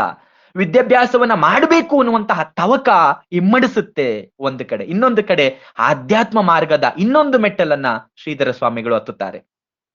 ಬಾಲ್ಯದಲ್ಲಿ ಒದಗಿದಂತಹ ನಾನಾ ಬಗೆಯ ಕಷ್ಟಗಳೇ ಶ್ರೀಧರ ಸ್ವಾಮಿಗಳು ಸನ್ಯಾಸಿ ಆಗ್ಲಿಕ್ಕೆ ಕಾರಣ ಅಂತ ಸ್ವಲ್ಪ ಜನ ಹೇಳ್ಬಹುದು. ಆದರೆ ಈ ಮಾತಿನಲ್ಲಿ ಸತ್ಯ ಇಲ್ಲ. ಯಾಕೆಂದ್ರೆ ಶ್ರೀಧರ ಸ್ವಾಮಿಗಳ ಸ್ವಭಾವವೇ ಹುಟ್ಟಿದಂದಿನಿಂದ ವೇದಾಂತದ ಕಡೆಗಿರುತ್ತೆ, ಆಧ್ಯಾತ್ಮದ ಕಡೆಗಿರುತ್ತೆ. ಹಾಗಾಗಿ ಇದುವರೆಗೆ ನಾನೇನು ಹೇಳಿದ್ದೇನೆ, ಅವರ ನಡತೆಯಿಂದ ಮುಂದಿನ ಚರಿತ್ರೆ ನಾನು ಹೇಳುವಂತದ್ದೇನು ಹೊರಟಿದ್ದೇನೆ ಮುಂದೆ ಹೇಳುವಂತದ್ದು, ಅದರಿಂದ ಅವರ ಸಂಪೂರ್ಣವಾಗಿರ್ತಕ್ಕಂಥ ಅವರ ಸ್ವಭಾವ ಸ್ಪಷ್ಟ ಆಗುತ್ತೆ. ಇನ್ನ ಎಲ್ಲರನ್ನ ಕಳ್ಕೊಂಡಂತಹ ಶ್ರೀಧರರು ಅವರ ಚಿಕ್ಕಮ್ಮನ ಮನೆ ಇದ್ದದ್ದು ನಮ್ಮ ಕರ್ನಾಟಕದ ಗುಲ್ಬರ್ಗಾದಲ್ಲಿ ಶ್ರೀಧರ ಸ್ವಾಮಿಗಳ ಚಿಕ್ಕಮ್ಮ ಇರ್ತಾರೆ. ಅಲ್ಲಿಗೆ ಆ ಚಿಕ್ಕಮ್ಮ ಅವರ ಅಪೇಕ್ಷೆಯಂತೆ ಶ್ರೀಧರ ಸ್ವಾಮಿಗಳು ಕರ್ನಾಟಕಕ್ಕೆ ಬರ್ತಾರೆ, ಗುಲ್ಬರ್ಗಕ್ಕೆ. ಅಲ್ಲಿ ಇದ್ದು ಶ್ರೀಧರ ಸ್ವಾಮಿಗಳು 6ನೇ ತರಗತಿಗೆ ಸೇರಿ ವಿದ್ಯಾಭ್ಯಾಸವನ್ನ ಮುಂದುವರಿಸ್ತಾರೆ. ನಿತ್ಯವೂ ಕೂಡ ಸಂಧ್ಯಾ ವಂದನೆ ಮಾಡುವಂತದ್ದು, ಜಪ ಸತ್ಸಂಗಗಳನ್ನ ಮಾಡುವಂತದ್ದನ್ನ ಎಂತಹ ಕಷ್ಟ ಬಂದ್ರು ಕೂಡ ಅವರು ಬಿಡೋದೇ ಇಲ್ಲ. ಹೀಗಾಗಿ ಗುಲ್ಬರ್ಗದಲ್ಲಿ ನಡೀತಾ ಇದ್ದಂತಹ ಮಧ್ವನವಮಿ, ಶಂಕರ ಜಯಂತಿ ಉತ್ಸವಗಳಲ್ಲಿ ಇವರು ಸ್ವಯಂ ಸೇವಕರಾಗಿ ಅಲ್ಲಿ ಉತ್ಸಾಹದಿಂದ ಸೇರ್ಕೊಂಡು ಅಲ್ಲಿ ದುಡಿತಾ ಇರ್ತಾರೆ. ಹಾಗಾಗಿ ಒಂದು ಸಲ ಶ್ರೀ ಶಂಕರ ಜಯಂತಿಯ ಉತ್ಸವದ ಸಂದರ್ಭದಲ್ಲಿ ಶ್ರೀ ಶಂಕರ ಭಾಷ್ಯ ಗ್ರಂಥಗಳು ಅನ್ನುವಂತಹ ವಿಚಾರವಾಗಿ ಒಬ್ಬ ಪಂಡಿತರಿಂದ ಗುಲ್ಬರ್ಗದಲ್ಲಿ ಪ್ರವಚನ ನಡೀತಾ ಇರುತ್ತೆ. ಆ ಪ್ರವಚನವನ್ನ ಕೇಳಿದಂತಹ ಶ್ರೀಧರರ ಮನಸ್ಸಿನ ಮೇಲೆ ಅಧಿಕವಾಗಿರ್ತಕ್ಕಂಥ ಪ್ರಭಾವ ಮೂಡುತ್ತೆ. ಶಂಕರಾಚಾರ್ಯರ ಅದ್ವೈತ ವೇದಾಂತದ ಕಡೆಗೆ ಮನಸ್ಸು ಒಲಿಯುತ್ತೆ. ಮನಸ್ಸಿನಲ್ಲಿ ಆಧ್ಯಾತ್ಮದ ತುಡಿತ ಇನ್ನೂ ಜಾಸ್ತಿ ಆಗ್ಬಿಡುತ್ತೆ. ಹಾಗಾಗಿ ಮನೆಯಲ್ಲಿ ಚಿಕ್ಕಮ್ಮ ಭಗವದ್ಗೀತೆಯನ್ನು ಕೂಡ ಕಲಿಸ್ತಾ ಇರ್ತಾರೆ. ತಾನೂ ಕೂಡ ವೇದಾಂತದಲ್ಲಿ ಪಾರಂಗತನಾಗಿ ಅದನ್ನ ಪ್ರಚಾರ ಮಾಡಬೇಕು ಅನ್ನುವಂತಹ ಸಂಕಲ್ಪ ಅವರಿಗೆ ಅವತ್ತು ಬರುತ್ತೆ ಶ್ರೀಧರ ಸ್ವಾಮಿಗಳಿಗೆ. ಶ್ರೀಧರ ಸ್ವಾಮಿಗಳ ವೇದಾಧ್ಯಯನ ಮತ್ತು ಸಂಸ್ಕೃತ ಭಾಷೆ ಎಲ್ಲಿ ಅವ್ರು ಕಲ್ತರು ಅನ್ನುವಂಥದ್ದು ಅವರ ಚರಿತ್ರೆಯಲ್ಲಿ ಎಲ್ಲೂ ಕೂಡ ನಮಗೆ ಉಲ್ಲೇಖ ಸಿಗೋದಿಲ್ಲ, ಸರಿಯಾದ ದಾಖಲೆ ಸಿಗೋದಿಲ್ಲ. ಬಹುಶಃ ತನ್ನ ಶಾಲೆಯ ವಿದ್ಯಾಭ್ಯಾಸದ ಜೊತೆಗೆ ಖಾಸಗಿಯಾಗಿ ಇವರು ಅಭ್ಯಾಸವನ್ನ ಮಾಡಿರ್ಬೋದೇನೋ. ಆ 1923ನೇ ವರ್ಷಕ್ಕೆ ಶ್ರೀಧರ ಸ್ವಾಮಿಗಳಿಗೆ 15 ವರ್ಷ ತುಂಬುತ್ತೆ. ವಿದ್ಯಾಭ್ಯಾಸದ ಜೊತೆಗೆ ತಪಸ್ಸನ್ನ ಮಾಡಬೇಕು ಅನ್ನುವಂತ ಆಸೆ ಅವರಲ್ಲಿ ಪ್ರಬಲವಾಗಿರುತ್ತೆ.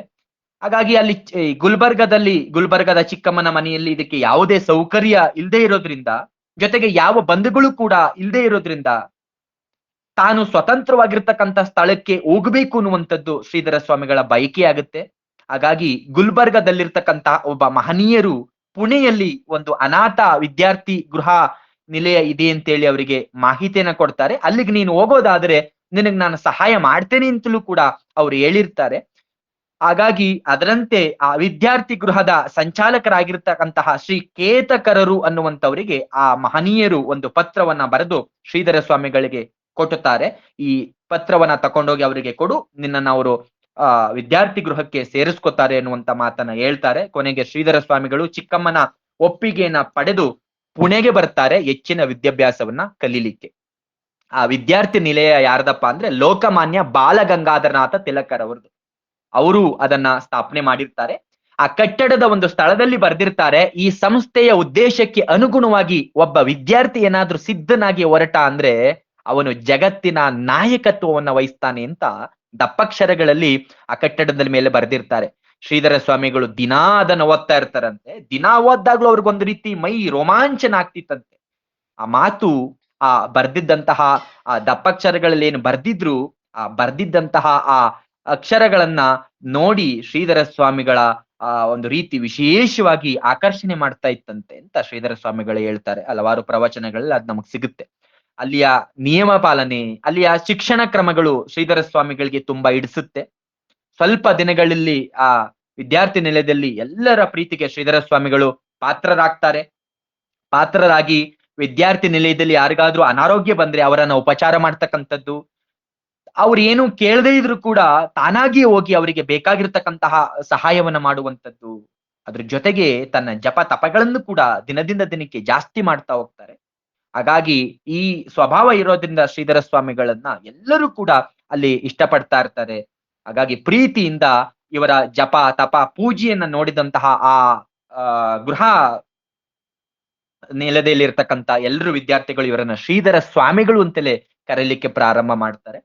ಹಾಗಾಗಿ ಒಂದು ಸಾರಿ ಪ್ರೌಢಶಾಲೆಯಲ್ಲಿ ಶ್ರೀಧರ ಸ್ವಾಮಿಗಳು ಓದಬೇಕಾದ್ರೆ ಒಂದು ಸಾರಿ ಉಪಾಧ್ಯಾಯರು ವಿದ್ಯಾರ್ಥಿಗಳನ್ನ ಕುರಿತು ಕೇಳ್ತಾರೆ, ನಿಮ್ಮ ಜೀವನದ ಗುರಿ ಏನು, ನಿಮ್ಮ ಜೀವನದ ಆಸೆ ಏನು ಅನ್ನೋದನ್ನ ನೀವು ಒಂದು ಕಾಗದದಲ್ಲಿ ಬರೆದು ನನಗೆ ಕೊಡಿ ಅಂತ ಉಪಾಧ್ಯಾಯರು ಹೇಳಿದಾಗ, ಕೆಲವು ವಿದ್ಯಾರ್ಥಿಗಳು ತಾವು ಡಾಕ್ಟರ್ ಆಗ್ಬೇಕು, ಇನ್ನು ಕೆಲವೊಬ್ರು ಇಂಜಿನಿಯರ್ ಆಗ್ಬೇಕು ಅಂತ, ಇನ್ನು ಕೆಲವೊಬ್ರು ದೊಡ್ಡ ದೊಡ್ಡ ನೌಕರರಾಗಬೇಕು ಅಂತ ಆಸೆಗಳನ್ನ ಬರೆದು ಕೊಡ್ತಾರೆ. ಆದ್ರೆ ಶ್ರೀಧರ ಸ್ವಾಮಿಗಳು ಬರೆದು ಕೊಟ್ಟಂತದ್ದು ಹೀಗೆ, ಅವ್ರು ಇಂಗ್ಲಿಷ್ ನಲ್ಲಿ ಬರೀತಾರೆ, to obtain complete grace of God and serve the mankind is the goal of my life ಅಂತ. ಅಂದ್ರೆ ಪರಮಾತ್ಮನ ಸಂಪೂರ್ಣ ಕೃಪೆಯನ್ನ ಪಡಿತಕ್ಕಂಥದ್ದು ಮತ್ತು ಜನತಾ ಸೇವೆಯನ್ನ ಮಾಡ್ತಕ್ಕಂಥದ್ದೇ ನನ್ನ ಜೀವನದ ಗುರಿ ಅಂತ ಶ್ರೀಧರ ಸ್ವಾಮಿಗಳು ಬರೀತಾರೆ ಆ ಚೀಟಿನಲ್ಲಿ.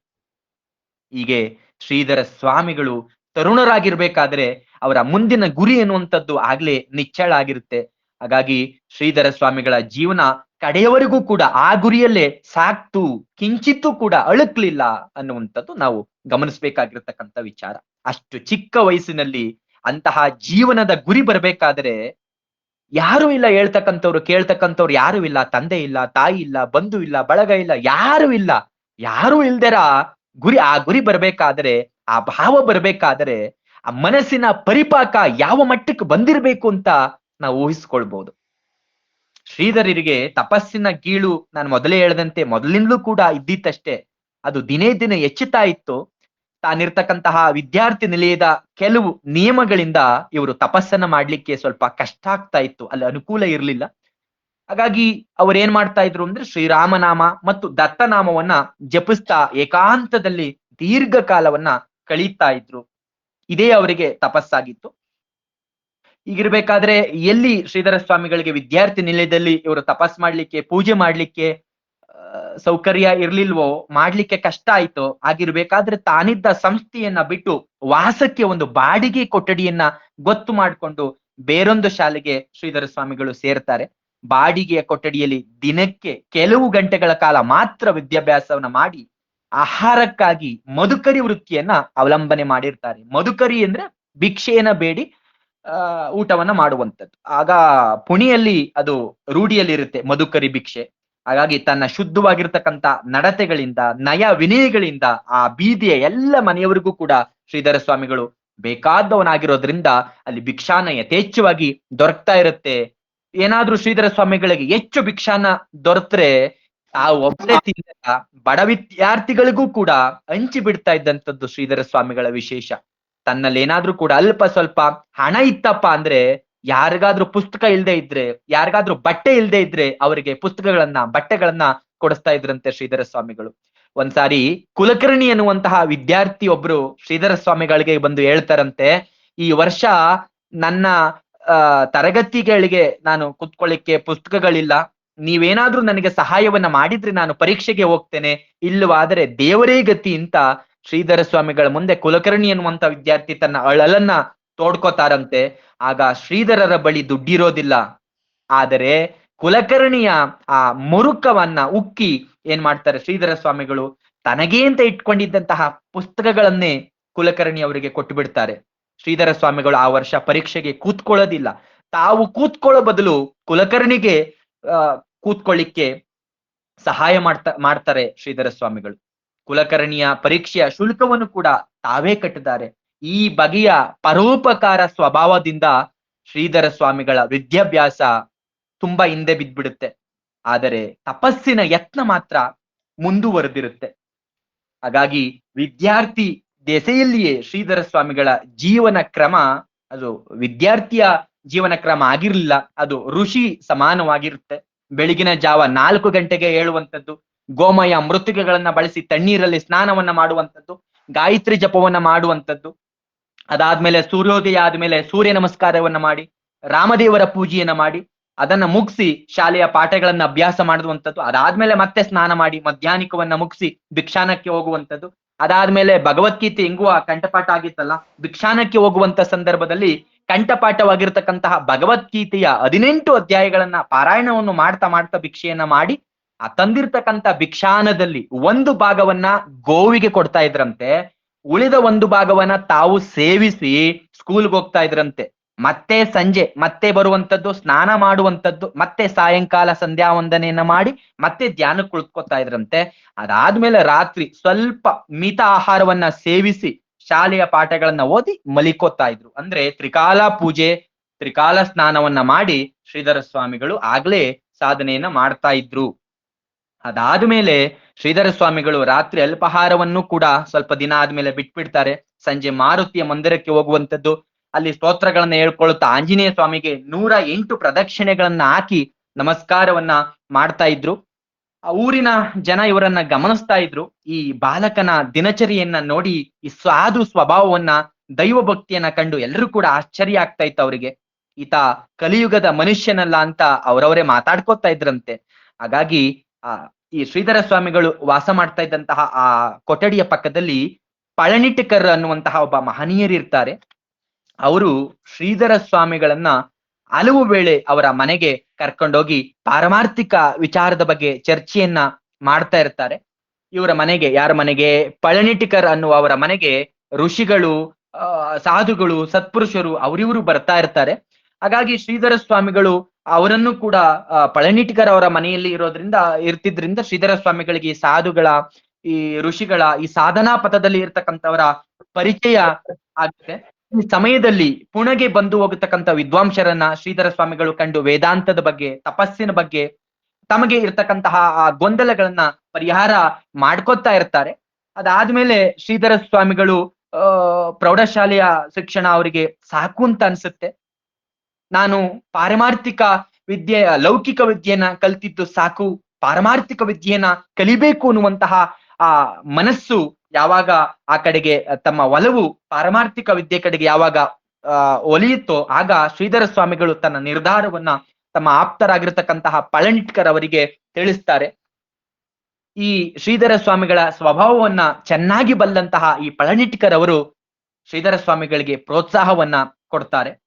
ಹಾಗಾಗಿ ಆಶ್ವಯುಜ ಮಾಸದ ವಿಜಯದಶಮಿ ಬುಧವಾರ ಶ್ರೀಧರ ಸ್ವಾಮಿಗಳು ಎಂದಿನಂತೆ ಬೆಳಗಿನ ಜಾವದಲ್ಲೇ ಎದ್ದು ಸ್ನಾನಗಳನ್ನ ಮಾಡಿ ತಮ್ಮ ಅನುಷ್ಠಾನಗಳನ್ನ ಮುಗಿಸಿ ಭಗವಂತನನ್ನ ಒಂದೇ ಮನಸ್ಸಿನಿಂದ ಧ್ಯಾನ ಮಾಡ್ತಾರಂತೆ ಅವರು. ಯಾಕೆಂದ್ರೆ ಅವತ್ತಿನ ದಿನ ಅವರು ಸನ್ಯಾಸಿ ಆಗ್ಲಿಕ್ಕೆ ಒಡಬೇಕು ಅಂತೇಳಿ ಅನುವಾದಂತಹ ದಿನ. ಅವತ್ತು ಭಗವಂತನನ್ನ ಧ್ಯಾನ ಮಾಡ್ತಾರಂತೆ. ಏನ್ ಧ್ಯಾನ ಮಾಡ್ತಾರಪ್ಪ ಅಂದ್ರೆ, ಈ ದಿನದಿಂದ ನನ್ನ ದೇಹ ಸಂಪೂರ್ಣವಾಗಿ ನಿನಗೆ ನಾನು ಅರ್ಪಿಸ್ತಾ ಇದ್ದೇನೆ ಪರಮಾತ್ಮ ಅಂತ ಅನ್ಕೊಂಡು ಪರಮಾತ್ಮನಿಗೆ ಒಂದು ಕಾಗದ ಬರೀತಾರಂತೆ. ಏನ್ ಕಾಗದ ಬರೀತಾರೆ ಪರಮಾತ್ಮನಿಗೆ ಅಂದ್ರೆ, ಬರೀತಾರಂತೆ ಶ್ರೀಧರ ಸ್ವಾಮಿಗಳು, ನಾನು ಮರಣ ಪರ್ಯಂತ ಅಖಂಡ ಬ್ರಹ್ಮಚರ್ಯವನ್ನ ನಾನು ಪಾಲಿಸ್ತೇನೆ. ಆಮೇಲೆ ಎಲ್ಲಿಯೂ ಕೂಡ ನಾನು ಮಠಾಧಿಪತಿಯಾಗಿ ನಾನು ಕುಳಿತುಕೋದಿಲ್ಲ. ಆಮೇಲೆ ಇನ್ನು ಮೇಲೆ ನಾನು ಯಾವತ್ತೂ ಕೂಡ ದುಡ್ಡನ್ನ ನಾನು ಕೈಯಲ್ಲಿ ಮುಟ್ಟೋದಿಲ್ಲ. ಯಾರಾದ್ರೂ ನನಗೆ ಒತ್ತಾಯದಿಂದ ಕೊಟ್ರೆ ಅದನ್ನ ನಾನು ಪರೋಪಕಾರಕ್ಕಾಗಿ ನಾನು ಬಳಸ್ತೇನೆ ವಿನಃ ನನ್ನ ಸ್ವಾರ್ಥಕ್ಕಾಗಿ ನಾನು ಬಳಸೋದಿಲ್ಲ ಅಂತ. ಆಮೇಲೆ ಬಡವರಿಗೆ, ಕಷ್ಟದಲ್ಲಿದ್ದವರಿಗೆ ನಾನು ಸಾಧ್ಯ ಆದಷ್ಟು ಸಹಾಯ ಮಾಡ್ಲಿಕ್ಕಾಗಿಯೇ ನನ್ನ ಈ ದೇಹ ಏನಿದೆ ಅದನ್ನ ನಾನು ಮೀಸಲಾಗಿಡ್ತೇನೆ ಅಂತ.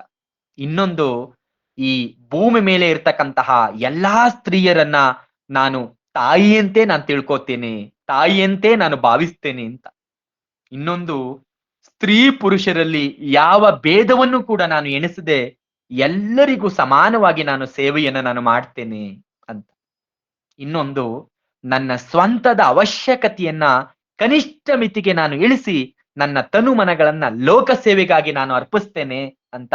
ಕೊನೆಯದಾಗಿ ಸರ್ವ ವಿಧದಲ್ಲಿಯೂ ಕೂಡ ಶ್ರಮಿಸಿ ಅಧರ್ಮವನ್ನ, ಅನ್ಯಾಯವನ್ನ ನಾಶ ಮಾಡಿ ಧರ್ಮದ ಅವನತಿಯನ್ನ ನಾನು ತಡೆಗಟ್ತೀನಿ, ನನ್ನ ಕೈಲಾದಷ್ಟು ನಾನು ಧರ್ಮ ಪ್ರಚಾರವನ್ನ ನಾನು ಮಾಡ್ತೇನೆ ಅಂತ ಶ್ರೀಧರ ಸ್ವಾಮಿಗಳು ಅವತ್ತು ಭಗವಂತನಿಗೆ ಪತ್ರವನ್ನ ಬರೀತಾರಂತೆ. ಈ ಉದ್ದೇಶಗಳು ಪೂರ್ಣ ಆಗ್ಲಿ ಅಂತೇಳಿ ನನ್ನ ದೇಹವನ್ನ ಪರಮಾತ್ಮ ನಿನಗೆ ನಾನು ಅರ್ಪಿಸ್ತಾ ಇದ್ದೇನೆ. ದೇಹದಿಂದ ಧರ್ಮದ ಹೊಣೆಗಾರಿಕೆ ಭಗವಂತ ನಿನಗೆ ಸೇರಿದ್ದು. ಈ ನನ್ನ ಪ್ರತಿಜ್ಞೆಗೆ ಧರ್ಮ ದೇವತೆಗಳು, ಋಷಿಗಳು, ಈ ಭೂಮಿ, ಈ ನೀರು, ಈ ಅಗ್ನಿ, ಈ ಗಾಳಿ, ಈ ಆಕಾಶ, ಈ ಪಂಚಭೂತಗಳೇ ಸಾಕ್ಷಿ ಅಂತೇಳಿ ಪಂಚಭೂತಗಳನ್ನ ಸಾಕ್ಷಿಯಾಗಿಟ್ಕೊಂಡು ಆ ಪ್ರತಿಜ್ಞಾ ಪತ್ರವನ್ನ ಬರೆದಂತಹ ಶ್ರೀಧರ ಸ್ವಾಮಿಗಳು ಅದಕ್ಕೆ ಸ್ವಯಂ ಸಹೀನ್ ಮಾಡ್ತಾರಂತೆ, ರುಜು ಮಾಡ್ತಾರೆ ಶ್ರೀಧರ ಸ್ವಾಮಿಗಳು. ರುಜುವನ್ನ ಹಾಕಿ ಆ ಪತ್ರವನ್ನ ಅಗ್ನಿ ಅಂದ್ರೆ ಬೆಂಕಿಯಲ್ಲಿ ಅದನ್ನ ಸ್ವೀಕರಿಸಿ ಅಂತೆ. ಬೆಂಕಿಯಲ್ಲಿ ಅಗ್ನಿಯನ್ನ, ಅಗ್ನಿದೇವ ನೀನು ಇದನ್ನ ಸ್ವೀಕರಿಸಿ ನಿನ್ನಲ್ಲಿ ಭದ್ರವಾಗಿ ನೀನು ಇಟ್ಕೋ ಅಂತ ಆ ಪತ್ರವನ್ನ ಬೆಂಕಿಯಲ್ಲಿ, ಅಗ್ನಿಯಲ್ಲಿ ಹಾಕ್ಬಿಡ್ತಾರಂತೆ ಶ್ರೀಧರ ಸ್ವಾಮಿಗಳು. ಈ ಸಂದರ್ಭದಲ್ಲಿ ನಡೆದಂತ ಇನ್ನೊಂದು ವಿಚಾರವನ್ನ ನಾನಿಲ್ಲಿ ಸ್ಮರಿಸ್ಕೊಳ್ಬೇಕು.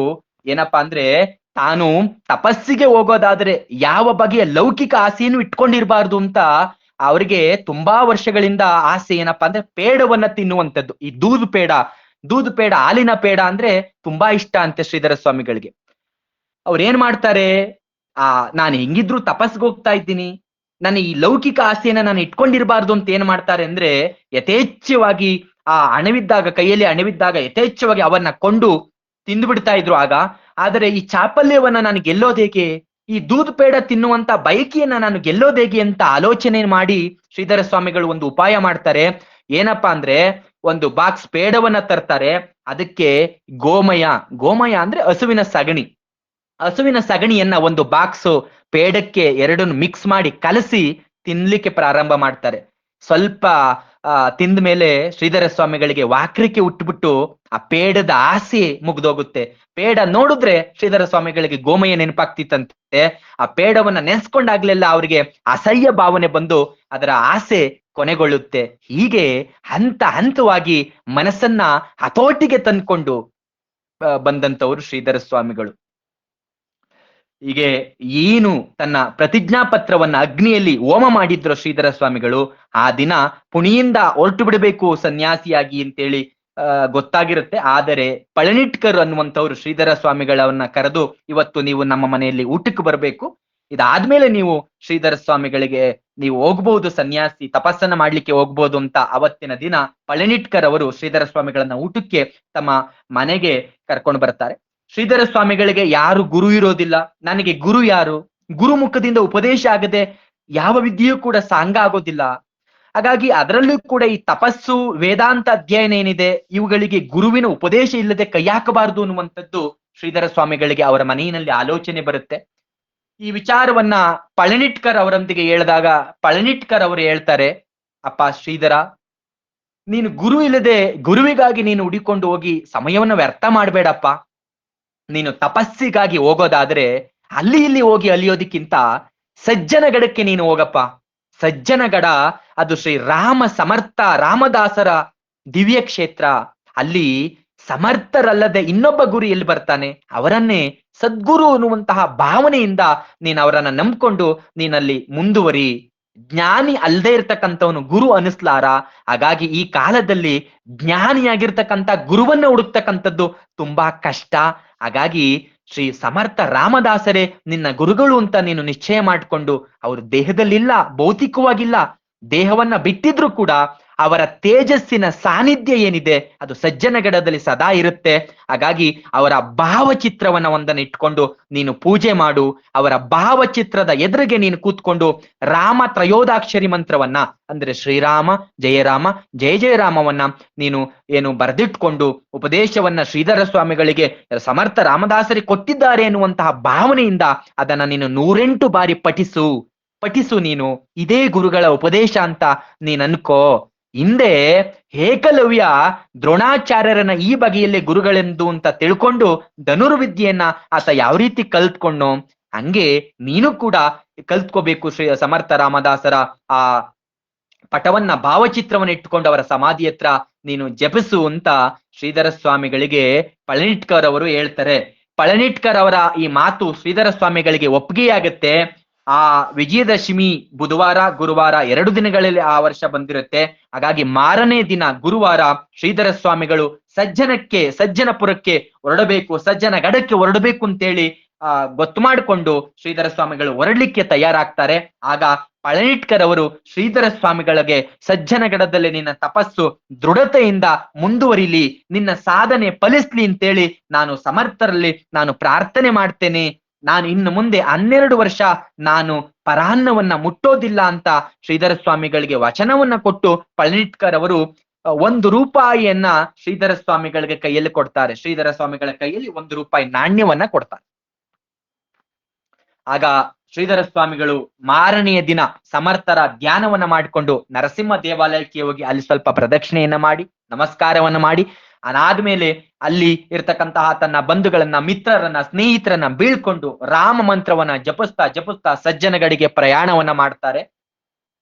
ಸಜ್ಜನಗಡಿಗೆ ಪ್ರಯಾಣವನ್ನ ಮಾಡ್ತಾ ಲೌಕಿಕ ವಿದ್ಯಾಭ್ಯಾಸವನ್ನ ಕೈಬಿಟ್ಟು ಸಂಪೂರ್ಣವಾಗಿ ಪರಮಾರ್ಥ ವಿದ್ಯೆಯ ಸಾಧನ ಮಾರ್ಗಕ್ಕೆ ಶ್ರೀಧರ ಸ್ವಾಮಿಗಳು ಕಾಲಿಡ್ತಾರೆ.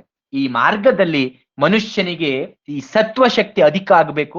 ಪುಣೆಯಿಂದ ಹೊರಟ ದಿನವೇ ಶ್ರೀಧರ ಸ್ವಾಮಿಗಳ ಸತ್ವ ಪರೀಕ್ಷೆ ನಡಿಲಿಕ್ಕೆ ಪ್ರಾರಂಭ ಆಗುತ್ತೆ. ಸಜ್ಜನಗಡಿಗೆ ಹೋಗುವಂತಹ ಸಂದರ್ಭದಲ್ಲಿ ಶ್ರೀಧರ ಸ್ವಾಮಿಗಳಿಗೆ ಗುಡುಗು ಮಿಂಚು, ದಾರಿಯುದ್ದಕ್ಕೂ ಕೂಡ ಧಾರಾಕಾರ ಮಳೆ ಸುರಿಯಲಿಕ್ಕೆ ಪ್ರಾರಂಭ ಆಗತ್ತೆ. ಆದರೆ ಶ್ರೀಧರ ಸ್ವಾಮಿಗಳು ಸಂಕಲ್ಪ ಮಾಡಿದ್ರು, ನಾನು ಸಜ್ಜನಗಡಿಗೆ ಹೋಗ್ತೇನೆ ಅಂತ. ಎಲ್ಲಿಯೂ ಕೂಡ ನಿಲ್ಲಿಲ್ಲ ಶ್ರೀಧರ ಸ್ವಾಮಿಗಳು. ಮಳೆಯಲ್ಲಿಯೇ ಶ್ರೀಧರ ಸ್ವಾಮಿಗಳು ಕಾಲ್ನಡಿಗೆಲ್ಲೇ ನಡಿತಾ ಪ್ರಯಾಣವನ್ನ ಮುಂದುವರಿಸ್ತಾರೆ.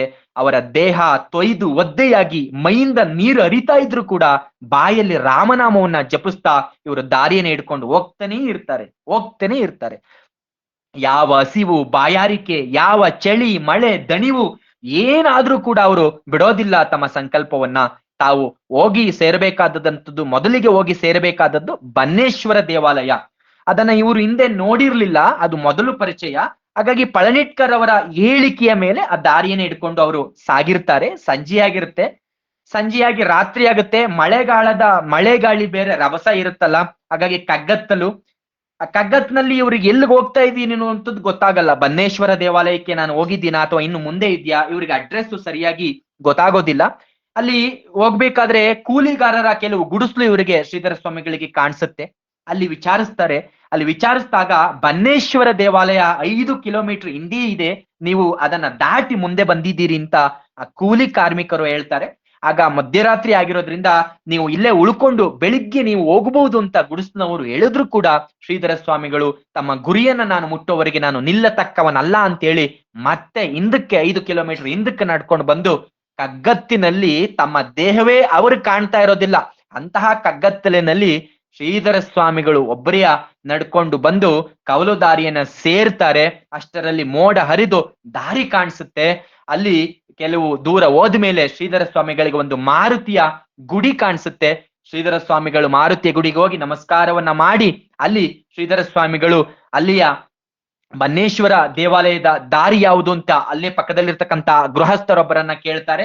ಆ ಗೃಹಸ್ಥರೊಬ್ಬರು ಹೇಳ್ತಾರೆ, ಮುಂಜಾನೆ ಆ ದೇವಾಲಯವನ್ನ ಸೇರ್ಬಹುದು, ಅಲ್ಲಿ ಮುಂಜಾನೆ ಅಲ್ಲಿ ದೂರದಲ್ಲಿ ಒಂದು ಬೆಳಕು ಕಾಣಿಸ್ತಾ ಇದೆಯಲ್ಲ, ಅದೇ ಬನ್ನೇಶ್ವರ ದೇವಾಲಯ. ಅದನ್ನ ನೀವು ಬೆಳಿಗ್ಗೆ ಮುಂಜಾನೆ ತಲುಪಬಹುದು, ಇವತ್ತು ಕತ್ತಲೆ ಆಗಿರೋದ್ರಿಂದ ಇಲ್ಲೇ ನೀವು ತಂಗಿ ಅಂತ ಗೃಹಸ್ಥರು ಹೇಳಿದ್ರು ಕೂಡ ಶ್ರೀಧರ ಸ್ವಾಮಿಗಳು ಅವರ ಮಾತನ್ನು ಕೇಳದೆಯ ಆ ಕತ್ತಲೆಯಲ್ಲೇ ಬನ್ನೇಶ್ವರ ದೇವಾಲಯಕ್ಕೆ ಹೋಗ್ತಾರೆ. ಅವ್ರು ಹೋಗುವಾಗ ಬೆಳಗ್ಗಿನ ಜಾವ ಆಗಿರುತ್ತೆ. ಬೆಳಗಿನ ಜಾವ ಬನ್ನೇಶ್ವರ ದೇವಾಲಯವನ್ನ ತಲುಪ್ತಾರೆ. ಬನ್ನೇಶ್ವರ ದೇವಾಲಯ ಒಂದು ಪವಿತ್ರ ಕ್ಷೇತ್ರ. ಅಲ್ಲಿರ್ತಕ್ಕಂಥದ್ದು ಶಿವನ ದೇವಾಲಯ. ಆ ದೇವಾಲಯದ ಸುತ್ತ ಎತ್ತರವಾದ ಮರಗಳಿರುತ್ತೆ. ಅದರ ಎದುರಿಗೆ ತಿಳಿ ನೀರಿನ ಪುಷ್ಕರಣಿ ಇರುತ್ತೆ. ಆ ತಿಳಿ ನೀರಿನ ಪುಷ್ಕರಣಿಯಲ್ಲಿ ಶ್ರೀಧರ ಸ್ವಾಮಿಗಳು ಮುಳುಗಿ ಸ್ನಾನವನ್ನ ಮಾಡಿ ಬಿಲ್ಪತ್ರ ತುಳಸಿಗಳನ್ನ ಸಂಗ್ರಹವನ್ನ ಮಾಡಿ ಬನ್ನೇಶ್ವರ ಶಿವಲಿಂಗದ ಬಳಿ ಸಮರ್ಥ ರಾಮದಾಸರ ಆ ಒಂದು ಭಾವಚಿತ್ರವನ್ನ ಇಟ್ಕೊಂಡು ಭಕ್ತಿಯಿಂದ ಪೂಜೆ ಮಾಡಿ ತಮ್ಮ ಅನುಷ್ಠಾನಕ್ಕೆ ಪ್ರಥಮವಾಗಿ ಕುಳಿತುಕೊತಾರೆ. ಹಾಗಾಗ್ಲೇ ಮಧ್ಯಾಹ್ನ ಆಗಿರೋದ್ರಿಂದ ಅಕಸ್ಮಾತ್ ಆಗಿ ಆ ಊರಿನಲ್ಲಿ ಅವರು ಭಿಕ್ಷಾನವನ್ನ ಬೇಡುವಂತ ಸಂದರ್ಭದಲ್ಲಿ ಆ ಊರಿನ ತಹಸೀಲ್ದಾರರು ಶ್ರೀಧರ ಸ್ವಾಮಿಗಳನ್ನ ಕಂಡು ಇವತ್ತು ನಮ್ಮ ಮನೆಗೆ ಊಟಕ್ಕೆ ಬರಬೇಕು ಅಂತ ಆಹ್ವಾನವನ್ನ ಕೊಟ್ಟರು ಕೂಡ ಶ್ರೀಧರ ಸ್ವಾಮಿಗಳು ನಾನು ಯಾರ ಮನೆಗೂ ಭಿಕ್ಷಾನಕ್ಕೆ ನಾನು ಹೋಗೋದಿಲ್ಲ, ಯಾರ ಮನೆಗೂ ಕೂಡ ಊಟಕ್ಕೆ ನಾನು ಹೋಗೋದಿಲ್ಲ, ಭಿಕ್ಷಾನ್ನವೇ ಪವಿತ್ರ ಆಗಿರ್ತಕ್ಕಂಥದ್ದು ಅಂತೇಳಿ ಅವರು ತಹಸೀಲ್ದಾರ್ ಅವರಿಗೆ ನುಡಿದು ಭಿಕ್ಷಾನ್ನವನ್ನ ತಂದು ಅದರ ಶುದ್ಧಿಗಾಗಿ ಏನ್ ಮಾಡ್ತಾರೆ, ಕೊಳದ ನೀರಲ್ಲಿ ಒಮ್ಮೆ ಆ ಭಿಕ್ಷಾನವನ್ನ ಮುಳುಗಿಸಿ ಅದರಲ್ಲಿ ಹುಳಿ ಖಾರ ಉಪ್ಪು ಎಲ್ಲ ಹೋದ್ಮೇಲೆ ಅದನ್ನ ಮುಳುಗಿಸಿ ಅದನ್ನ ಒಂದು ಬಟ್ಟಿಯಲ್ಲಿ ನೇತಾಕಿ ಮರದಲ್ಲಿ, ಅದಾದ್ಮೇಲೆ ಅದರಲ್ಲಿ ಒಂದು ತುತ್ತನ ಸಮರ್ಥರಿಗೂ ಇನ್ನೊಂದು ತುತ್ತನ್ನ ಶ್ರೀ ಶಂಕರರಿಗೂ ಅಂದ್ರೆ ಬನ್ನೇಶ್ವರನಿಗೂ ನೈವೇದ್ಯವನ್ನ ಮಾಡಿ ಆಮೇಲೆ ಅವರು ಒಂದು ತುತ್ತನ ಆಹಾರವನ್ನ ಸ್ವೀಕಾರ ಮಾಡ್ತಾ ಇದ್ರಂತೆ. ಆಮೇಲೆ ಸ್ವಲ್ಪ ವಿಶ್ರಮಿಸಿ ಪಳನಿಟ್ಕರ್ ಅವರು ₹1 ಕಾಯಿನನ್ನ ಕೊಟ್ಟಿದ್ರಲ್ಲ ಅದನ್ನ ಅರ್ಚಕರಿಗೆ ಕೊಟ್ಟು ಆಮೇಲೆ ಬನ್ನೇಶ್ವರನಿಗೆ ನಮಸ್ಕಾರವನ್ನ ಮಾಡಿ ಸಜ್ಜನಗಡಕ್ಕೆ ಅವರು ಮುಂದೆ ಸಾಕ್ತಾರೆ. ದಾರಿಯಲ್ಲಿ ಹೋಗ್ಬೇಕಾದ್ರೆ ಅವರಿಗೆ ಇನ್ನೇನು ಇಲ್ಲ, ಭಗವಂತನ ನಾಮಸ್ಮರಣೆ, ರಾಮನಾಮಸ್ಮರಣೆ, ದತ್ತನ ಸ್ಮರಣೆ ಒಂದೆಯ. ಹಾಗಾಗಿ ಶ್ರೀಧರರಿಗೆ ದಾರಿ ನಡೆದದ್ದು ದಣಿವಾಗ್ಲಿ, ಹಾಗಾಗಿ ಏನು ಕೂಡ ಅವರಿಗೆ ಹಸಿವಾಗ್ಲಿ ದಣಿವಾಗ್ಲಿ ಅನಿಸೋದೇ ಇಲ್ಲ. ಹಾಗಾಗಿ ಎಲ್ಲಿ ನೀರ್ ಕಾಣುತ್ತೋ ಅಲ್ಲಿ ಸ್ನಾನವನ್ನ ಮಾಡುವಂತದ್ದು, ಸಂಜೆ ಆದಾಗ ದೇವಾಲಯದಲ್ಲಿ ಮಲಗ್ತಕ್ಕಂಥದ್ದು, ಯಾರಾದ್ರೂ ಏನಾದ್ರೂ ಕೊಟ್ಟರೆ ಭಿಕ್ಷಾನವನ್ನ ಮಾಡಿ ಹಸಿವಿನ ಬಾಧೆಯನ್ನ ನೀಗಿಸ್ಕೊಳ್ತಕ್ಕಂಥದ್ದು, ಹೀಗೆ ಪ್ರಯಾಣವನ್ನ ಮಾಡ್ತಾ ಶ್ರೀಧರ ಸ್ವಾಮಿಗಳು ಮುಂಜಾನೆ ಸಜ್ಜನಗಡದ ದಾರಿಯನ್ನ ಹಿಡಿತಾರೆ. ಹಾಗಾಗಿ ಶ್ರೀಧರ ಸ್ವಾಮಿಗಳು ಸಜ್ಜನದ ದಾರಿಯನ್ನೇ ಹಿಡಿದಾಗ ಸಜ್ಜನಗಿರಿ ಗೋಚರಿಸುತ್ತೆ. ಅದನ್ನ ನೋಡಿದಾಗ ಭಾವೋದ್ವೇಗದಿಂದ ಜಯ ಜಯ ರಘುವೀರ ಸಮರ್ಥ ಅಂತ ಕುಣಿದು ಕುಪ್ಪಳಿಸ್ತಾರೆ ಶ್ರೀಧರ ಸ್ವಾಮಿಗಳು. ಅವರ ದೇಹ ಆನಂದದಿಂದ ರೋಮಾಂಚನಗೊಳ್ಳುತ್ತೆ. ಅದೇ ಬಗೆಯಲ್ಲಿ ಶ್ರೀಧರ ಸ್ವಾಮಿಗಳು ಊರ್ಮಡಿ ಎನ್ನುವಂತಹ ಆ ನದಿ ಸಿಗುತ್ತೆ, ಅಲ್ಲಿ ಸ್ನಾನವನ್ನ ಮಾಡಿ ತಮ್ಮ ಆ ಆಹ್ನಿಕಗಳನ್ನ ಮುಗಿಸಿ ಅಲ್ಲಿ ಧ್ಯಾನಾಸಕ್ತರಾಗ್ತಾರೆ ಶ್ರೀಧರ ಸ್ವಾಮಿಗಳು. ಅಲ್ಲಿ ಧ್ಯಾನ ಮುಗಿದ ಮೇಲೆ ಸಮರ್ಥರನ್ನ ಸ್ಮರಣೆ ಮಾಡ್ತಾ ಸಮರ್ಥರಿಗೆ ಕುರಿತು ಹೇಳ್ತಾರೆ ಶ್ರೀಧರ ಸ್ವಾಮಿಗಳು, ಪ್ರಭು ಈ ಜಗತ್ತಿನಲ್ಲಿ ನನ್ನನ್ನ ರಕ್ಷಿಸ್ತಕ್ಕಂಥವನ್ ನೀನೆ, ನಿನ್ನನ್ನ ಬಿಟ್ರೆ ನನಗಿನ್ಯಾರು ಕೂಡ ಇಲ್ಲ. ನಾನು ತಾಯಿಯನ್ನ ಕಳ್ಕೊಂಡಿದ್ದೇನೆ, ತಂದೆಯನ್ನ ಕಳ್ಕೊಂಡಿದ್ದೇನೆ, ಬಂಧು ಬಾಂಧವರು ಎಲ್ಲರನ್ನ ಕಳ್ಕೊಂಡು ಕೊನೆಗೆ ನಿನ್ನನ್ನ ನಂಬಿ ಬಂದಿದ್ದೇನೆ ಅಂತ ಹೇಳ್ತಾರೆ. ಅವರು ಈ ಮಾತನ್ನ ಹೇಳುವಾಗ ಅವರ ಕಣ್ಣಲ್ಲಿ ನೀರು ಹರಿತಾ ಇತ್ತಂತೆ. ಅದಾದ್ಮೇಲೆ ಮೇಲೆದ್ದು ತಾವು ಜೊತೆಗೆ ತಂದಿದ್ದಂತಹ ಕೈಚೀಲದ ಸಾಮಗ್ರಿಗಳನ್ನ ಅಲ್ಲಿಯೇ ಬಿಟ್ಬಿಟ್ಟು ಅದರಲ್ಲಿ ಒಂದು ಕೌಪೀನವನ್ನ ಮಾತ್ರ ಧರಿಸಿ ಸಜ್ಜನದ ಕಡೆಗೆ ಹೊರಡ್ತಾರೆ ಶ್ರೀಧರ ಸ್ವಾಮಿಗಳು. ಶ್ರೀಧರ ಸ್ವಾಮಿಗಳು ಯಾವ ಗುರಿಯನ್ನ ಇಟ್ಕೊಂಡಿದ್ರೋ ಆ ಗುರಿಯ ಮೊದಲ ಹಂತವನ್ನ ಶ್ರೀಧರ ಸ್ವಾಮಿಗಳು ಸೇರಿರ್ತಾರೆ. ಸಮರ್ಥ ಮಂದಿರದ ಸಮೀಪದಲ್ಲಿ ಮಹಾಗಣಪತಿ ಇರುತ್ತೆ. ಅದಕ್ಕೆ ಮೊದಲು ನಮಸ್ಕಾರವನ್ನ ಮಾಡಿ ನನ್ನ ಗುರು ಸೇವೆಗೆ ಯಾವ ನಿರ್ವಿಘ್ನವೂ ಕೂಡ ಬರದಂತೆ ನೀನು ನನ್ನನ್ನ ನಿರ್ವಿಘ್ನನನ್ನಾಗಿ ಮಾಡು ಗಣಪ ಅಂತೇಳಿ ಗಣಪತಿಯನ್ನ ಪ್ರಾರ್ಥನೆ ಮಾಡಿ ಅದಾದ್ಮೇಲೆ ಆಂಜನೇಯನ ದರ್ಶನವನ್ನ ಮಾಡಿ ಮುಂದೆ ಹೋಗ್ತಾರೆ. ಆ ಮುಂದೆ ಹೋದಾಗ ಮಂದಿರದಲ್ಲಿ ಶ್ರೀ ರಾಮ, ಸೀತಾ, ಲಕ್ಷ್ಮಣ ಮತ್ತು ಹನುಮಂತ ಇವರ ವಿಗ್ರಹಗಳನ್ನ ಅಲ್ಲಿ ಸ್ಥಾಪನೆ ಮಾಡಿದ್ದಾರೆ. ಅದಕ್ಕೆ ನೇರವಾಗಿ ಕೆಳಗಡೆ ಗುಹೆಯಲ್ಲಿ ಶ್ರೀ ಸಮರ್ಥರ ಸಮಾಧಿ ಇದೆ. ಶ್ರೀಧರರು ನೇರವಾಗಿ ಗುಹೆಗೆ ಇಳಿದೋಗಿ ಸಮರ್ಥರ ಸಮಾಧಿಗೆ ಸಾಷ್ಟಾಂಗ ನಮಸ್ಕಾರವನ್ನ ಮಾಡಿ ಒಂದು ಸಾರಿ ನಿಂತ್ಕೋತಾರೆ. ಒಮ್ಮೆಗೆ ಅವರ ಮೈ ಮೇಲೆ ಕಾವಿ ಬಟ್ಟೆಯನ್ನ ಯಾರೋ ಒದಸದಂತೆ ಅವರಿಗೆ ಭಾಸ ಆಗುತ್ತೆ. ಇದೇಕಿರಬಹುದು ಅನ್ನುವಂತ ಆಲೋಚನೆ ಶ್ರೀಧರ ಸ್ವಾಮಿಗಳಿಗೆ ಬರುತ್ತೆ. ಆದ್ರೂ ಕೂಡ ನನಗೆ ಸನ್ಯಾಸಾಶ್ರಮದ ಯೋಗ ಇದ್ರೆ ಮಾತ್ರ ತಮ್ಮ ಆಜ್ಞೆ ಇಲ್ಲದೆ ನಾನು ಸ್ವೀಕರಿಸಲ್ಲ. ಹಾಗಾಗಿ ನಾನು ತಮ್ಮನ್ನೇ ಸದ್ಗುರು ಅಂತೇಳಿ ನಾನು ಸ್ವೀಕಾರ ಮಾಡಿದ್ದೇನೆ, ತಮಗೆ ನಾನು ಶರಣಾಗಿದ್ದೇನೆ ಅಂತೇಳಿ ಶ್ರೀಧರ ಸ್ವಾಮಿಗಳು ಸಮರ್ಥ ರಾಮದಾಸರ ಮುಂದೆ, ಅವರ ಸಮಾಧಿಯ ಮುಂದೆ ನುಡಿತಾರೆ. ಸಮರ್ಥ ರಾಮದಾಸ ಸ್ವಾಮಿಗಳು ಛತ್ರಪತಿ ಶಿವಾಜಿಯ ಗುರುಗಳು. ಇವರು ಆಂಜನೇಯನ ಅವತಾರ ಅಂತೇಳಿ ಪ್ರಸಿದ್ಧಿ ಇದೆ. ಇವರ ಬಗ್ಗೆ ಹಲವಾರು ಇವರ ಲೀಲೆಗಳು, ಇವರ ಪವಾಡಗಳು ಹಲವಾರು ಇದೆ. ಇವರ ಬಾಲ್ಯದಲ್ಲಿ ಇವರು ವಿರಕ್ತರಾಗಿ ಪಂಚವಟ್ಟಿಗೆ ಹೋಗಿ 12 ವರ್ಷಗಳ ಕಾಲ ರಾಮನಾಮವನ್ನ ಜಪಿಸ್ತಾ ತಪಸ್ಸನ್ನ ಮಾಡಿದಂತಹ ಮಹಾನುಭಾವರು ರಾಮದಾಸರು, ಸಮರ್ಥ ರಾಮದಾಸರು. ಆಮೇಲೆ ಇವರು ರಾಮನಾಮದ ಮಹಿಮೆಯನ್ನ ಉದ್ದೇಶಿಸುತ್ತಾ ಭಾರತ ಖಂಡದಲ್ಲಿ ಧರ್ಮ ಜಾಗೃತಿಯನ್ನ ಮಾಡಿದಂತವ್ರು. ಇವರ ಶಿಷ್ಯ ಪರಂಪರೆ ಏನಿದೆ ಅದು ತುಂಬಾ ದೊಡ್ಡದಿದೆ.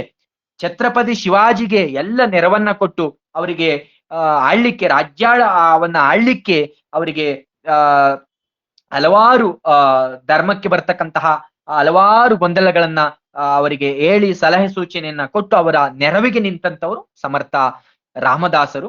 ಸನಾತನ ಧರ್ಮ ರಕ್ಷಣೆಗಾಗಿ ಸ್ವತಂತ್ರವಾಗಿರ್ತಕ್ಕಂಥ ರಾಜ್ಯವನ್ನ ಕಟ್ಟಲಿಕ್ಕೆ ಸಮರ್ಥ ರಾಮದಾಸರು ಪ್ರೋತ್ಸಾಹವನ್ನ ಕೊಡ್ತಾರೆ. ಯಾರಿಗೆ? ಶಿವಾಜಿ ಮಹಾರಾಜರಿಗೆ.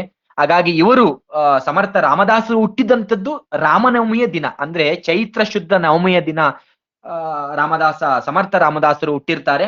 ತಮ್ಮ 73ನೇ ವರ್ಷದ ವಯಸ್ಸಿನಲ್ಲಿ, ಅಂದ್ರೆ ಮಾಘ ಬಹುಳ ನವಮಿ ಕ್ರಿಸ್ತ ಶಕ 1700ರಲ್ಲಿ ತಮ್ಮ ದೇಹವನ್ನ ತ್ಯಜಿಸ್ತಾರೆ.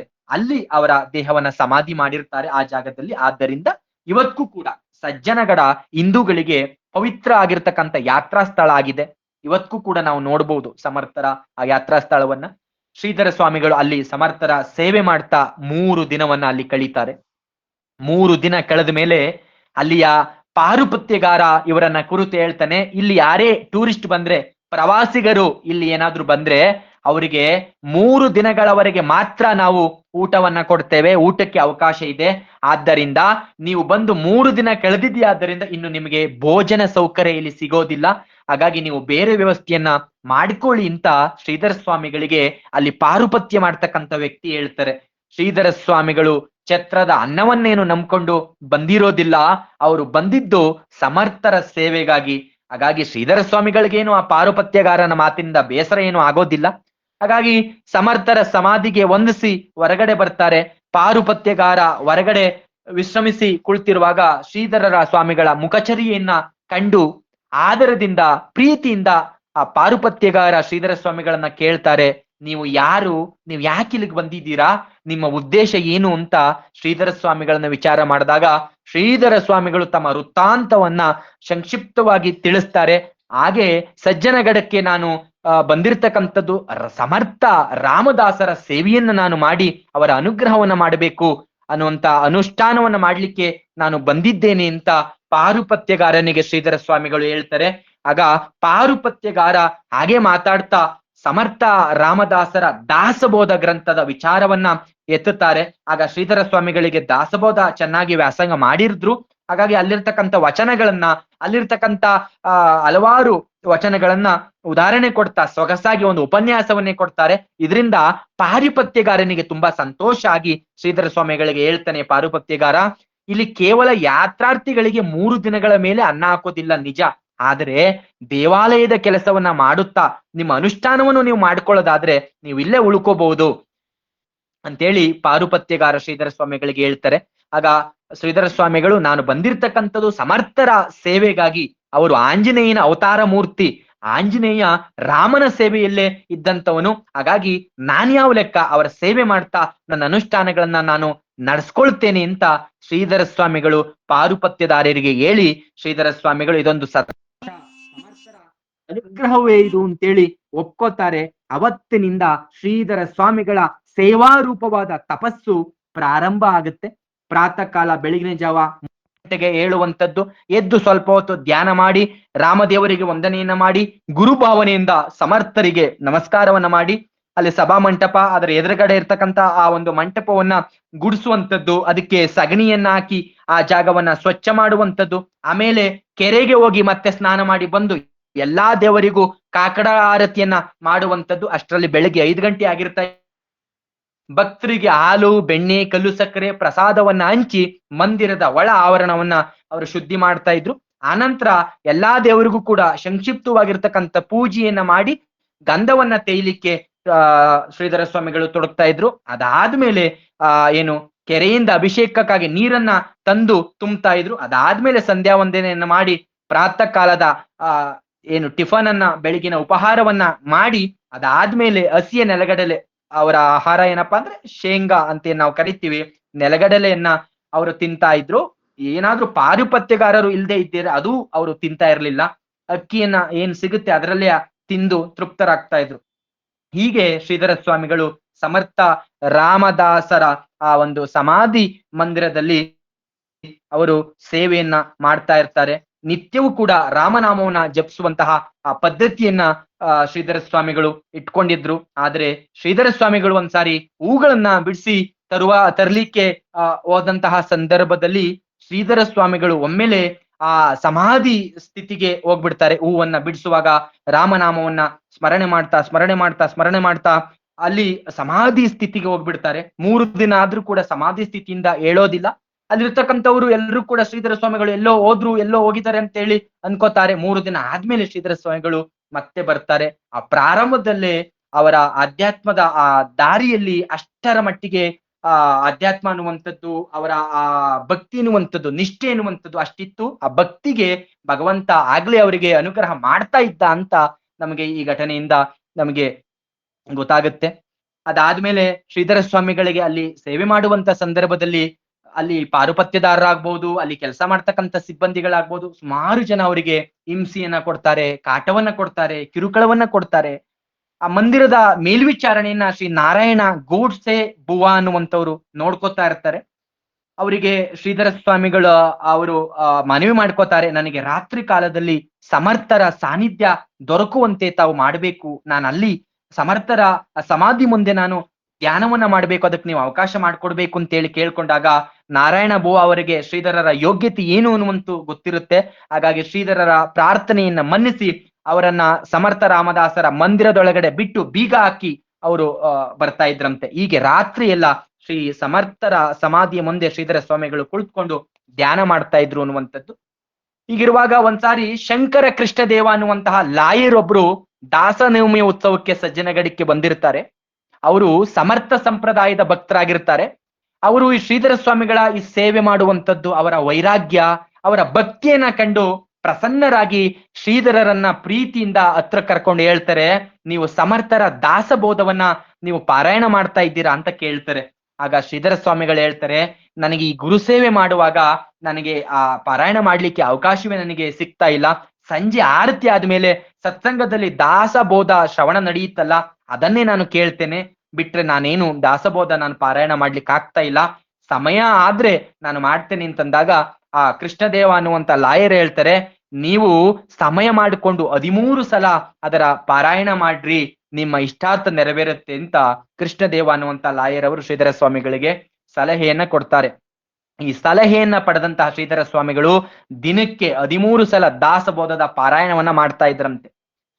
ಹೀಗೆ ಶ್ರೀಧರ ಸ್ವಾಮಿಗಳು ಅಲ್ಲಿ ಏನೇ ಸಲಹೆ ಬಂದ್ರು ಕೂಡ, ಅಲ್ಲಿ ಏನೇ ಸೂಚನೆ ಬಂದ್ರು ಕೂಡ ಅದನ್ನ ಸ್ವಯಂ ಸಮರ್ಥ ರಾಮದಾಸರೇ ನನಗೆ ಸೂಚನೆ ಕೊಡ್ತಾ ಇದ್ದಾರೆ ಅಂತ ಅಂದ್ಕೊಂಡು ಅವ್ರು ಏನ್ ಹೇಳಿದ್ರು ಕೂಡ ಮಾಡ್ತಾ ಇದ್ರಂತೆ. ಅಲ್ಲಿ ಯಾರೇ ನಮಗೆ ತೊಂದರೆ ಕೊಟ್ರು ಕೂಡ, ಯಾರೇ ಕೀಟ್ಲೆ ಕೊಟ್ರು ಕೂಡ, ಇದು ನನ್ನ ಪ್ರಾರಬ್ಧ, ಈ ಪ್ರಾರಬ್ಧ ಕಳಿಲಿಕ್ಕೆ ಗುರು ನಮ್ಮ ಪ್ರಾರಬ್ಧ ಕಳಿಲಿಕ್ಕೆ ಇವ್ರ ಮೂಲಕ ಅವನು ಸಹಾಯ ಮಾಡ್ತಾ ಇದ್ದೇನೆ ಅಂತ ಅನ್ಕೊಂಡು ಒಂದು ಕಿಂಚಿಷ್ಟು ಕೂಡ ದುಃಖ ಮಾಡ್ಕೊಳ್ದಾರ, ಅವರನ್ನ ಬೈಕೊಳ್ದಾರ, ಅವ್ರ ಮೇಲೆ ಸಿಟ್ಟು ಮಾಡ್ಕೊಳ್ದಾರ, ದ್ವೇಷ ಭಾವವನ್ನ ಇಟ್ಕೊಳ್ದಾರ ಶ್ರೀಧರ ಸ್ವಾಮಿಗಳು ತಮ್ಮ ದಿನನಿತ್ಯದ ಆ ಸೇವೆಯನ್ನ ತಾವು ಮಾಡ್ಕೊಂಡು ಹೋಗ್ತಾ ಇದ್ರಂತೆ.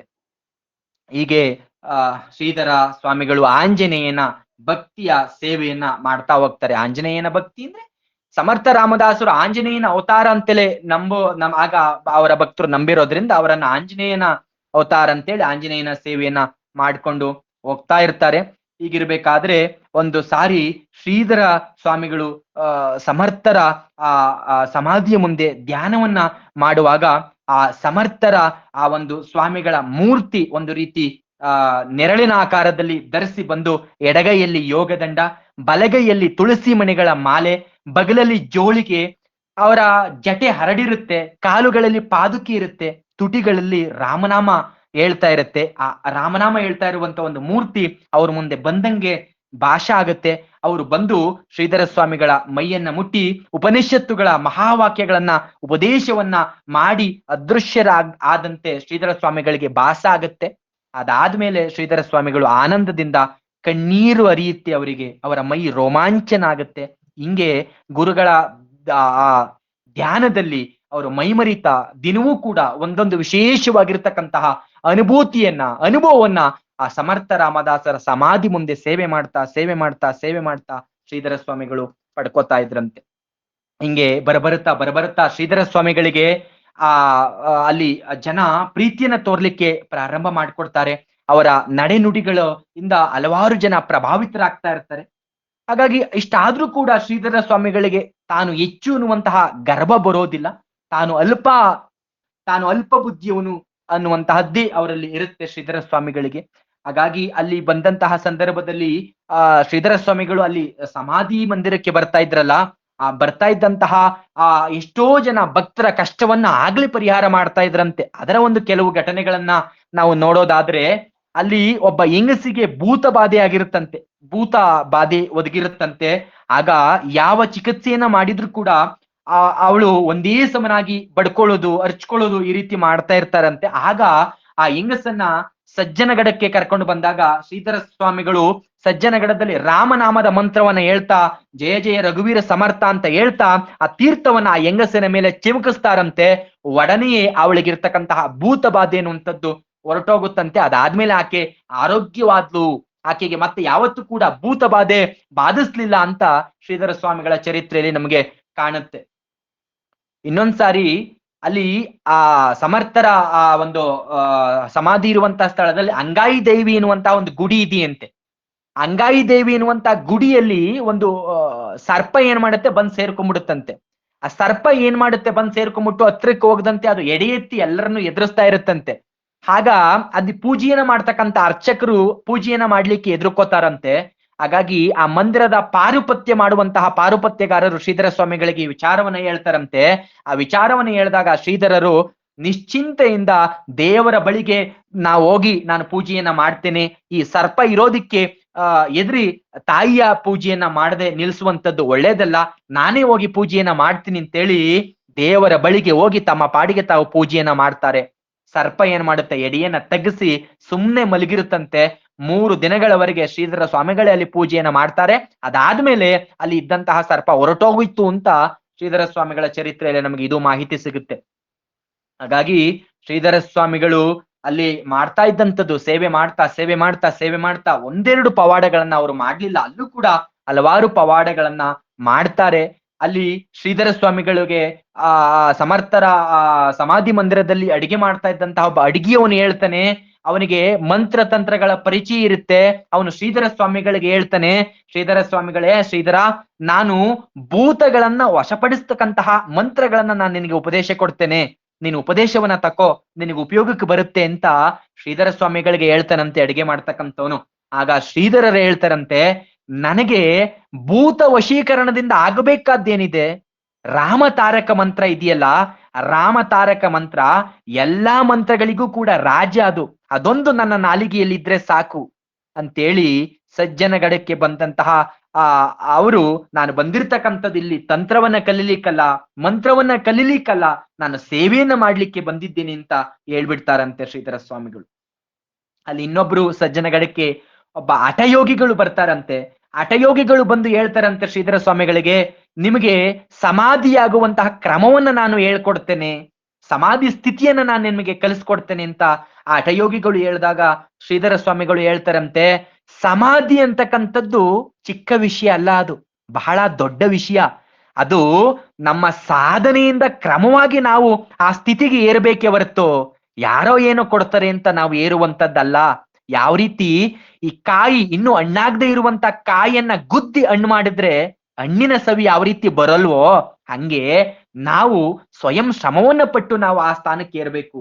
ಹೆಂಗೆ ಹಣ್ಣಾದ್ಮೇಲೆ ಅದರ ಸಿಹಿ ಬರುತ್ತೋ, ನಮಗೆ ಹಣ್ಣಾದ್ಮೇಲೆ ಅದು ರುಚಿ ಸಿಗುತ್ತೋ, ಯಾವ ರೀತಿ ಕಾಯನ್ನ ನಾವು ತಿಂದ್ರೆ ಅದರ ರುಚಿ ಸಿಗೋದಿಲ್ವೋ, ಹಂಗೆ ನಾವು ಕೂಡ ಸಾಧನೆ ಮಾಡ್ತಾ ಮಾಡ್ತಾ ಆ ಮೆಟ್ಟಿಲನ್ನ ನಾವೇ ಸ್ವಯಂ ಏರ್ಬೇಕೆ ಹೊರತು ಯಾರೋ ಕೊಡ್ತಾರೆ ಅಂತ ನಾವು ಆ ಸ್ಥಿತಿಯನ್ನ ಪಡ್ಕೊಳ್ಳುವಂಥದ್ದು ಅಲ್ಲ ಅಂತ ವಿನಯದಿಂದಲೇ ಅದನ್ನ ಶ್ರೀಧರ ಸ್ವಾಮಿಗಳು ಅದನ್ನ ತ್ಯಜಿಸ್ತಾರೆ. ಹಾಗಾಗಿ ಅವರ ಸಾಧನೆ ಬಹಳ ಕಠಿಣವಾಗಿ ಅವರು ಮುಂದುವರಿಸ್ಕೊಂಡು ಹೋಗ್ತಾರೆ. ಸಮಾಧಿಯ ಅನುಭವವೂ ಕೂಡ ಅವರಿಗೆ ಆಗತ್ತೆ. ಅದಾದ್ಮೇಲೆ ಸಜ್ಜನ ಗಡಕ್ಕೆ ಗೋಕರ್ಣದಿಂದ ಒಬ್ಬರು ಭಕ್ತರು ಬರ್ತಾರೆ. ಆ ಭಕ್ತರು ಬಂದಾಗ ಅವರಿಗೆ ಮದುವೆ ಆಗಿರುತ್ತೆ. ಆದ್ರೆ ಯಾವುದೋ ಮನೆಯಲ್ಲಿ ಮದುವೆ ಆದ್ಮೇಲೆ ಹೆಂಡತಿಯಿಂದ ಸಂಸಾರದಿಂದ ದುಃಖ ಆಗಿ ಸನ್ಯಾಸಿ ಆಗ್ಲಿಕ್ಕೆ ತಪಸ್ಸನ್ನ ಮಾಡ್ಲಿಕ್ಕೆ ಅಲ್ಲಿಗೆ ಬಂದಿರ್ತಾರೆ. ಆಗ ಶ್ರೀಧರ ಸ್ವಾಮಿಗಳು ಹೇಳ್ತಾರೆ, ನೀವು ಗೃಹಸ್ಥರಾಗಿ ಹೆಂಡತಿಯನ್ನ ತೊರೆದು ಬಂದಿರತಕ್ಕಂಥದ್ದು ಸರಿಯಲ್ಲ. ಹೆಂಡತಿ ಕಣ್ಣೀರನ್ನ ಸುರಿಸುವಂತೆ ಮಾಡಿ ನೀವು ತಪಸ್ಸನ್ನ ಮಾಡಿ ಅದರಿಂದ ನೀವು ಪಡಿತಕ್ಕಂಥದ್ದು ಏನು ಕೂಡ ಇಲ್ಲ. ಸಂಸಾರ ಅಂತಕ್ಕಂಥದ್ದೇ ತಪಸ್ಸು.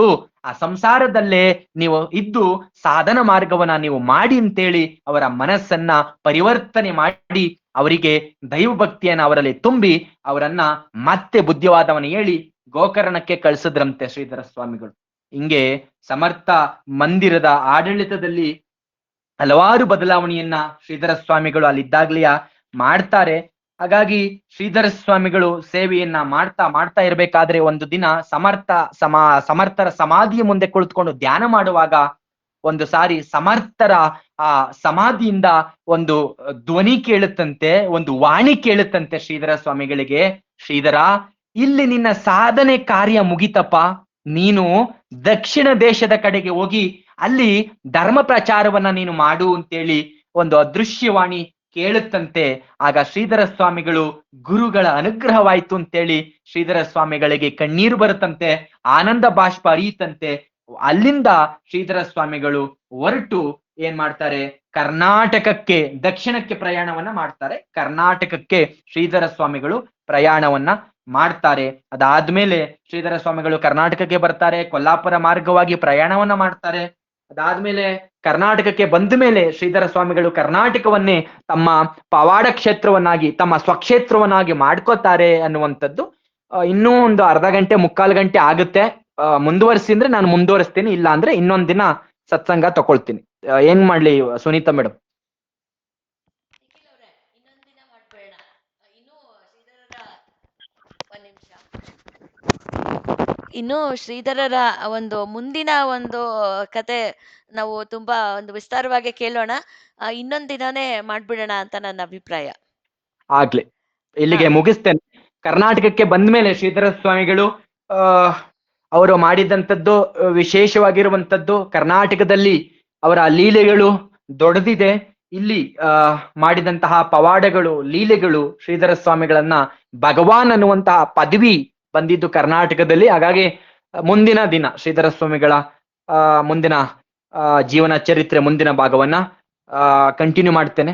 ಇಷ್ಟೊತ್ತು ನಾನೇನ್ ಹೇಳಿದ್ದೇನೆ ಇದ್ರಲ್ಲಿ ಏನಾದ್ರೂ ಈ ಸ್ವರದಲ್ಲಿ ಅಥವಾ ಹೇಳುವಾಗ ವ್ಯಾಕರಣದಲ್ಲಿ ಏನಾದ್ರೂ ಲೋಪದೋಷಗಳೇನಾದ್ರೂ ಬಂತು ಅಂದ್ರೆ ಅದು ನನ್ನ ತಪ್ಪು, ಅದನ್ನ ತಿದ್ಕೋತೀನಿ ಅಂತಂತ.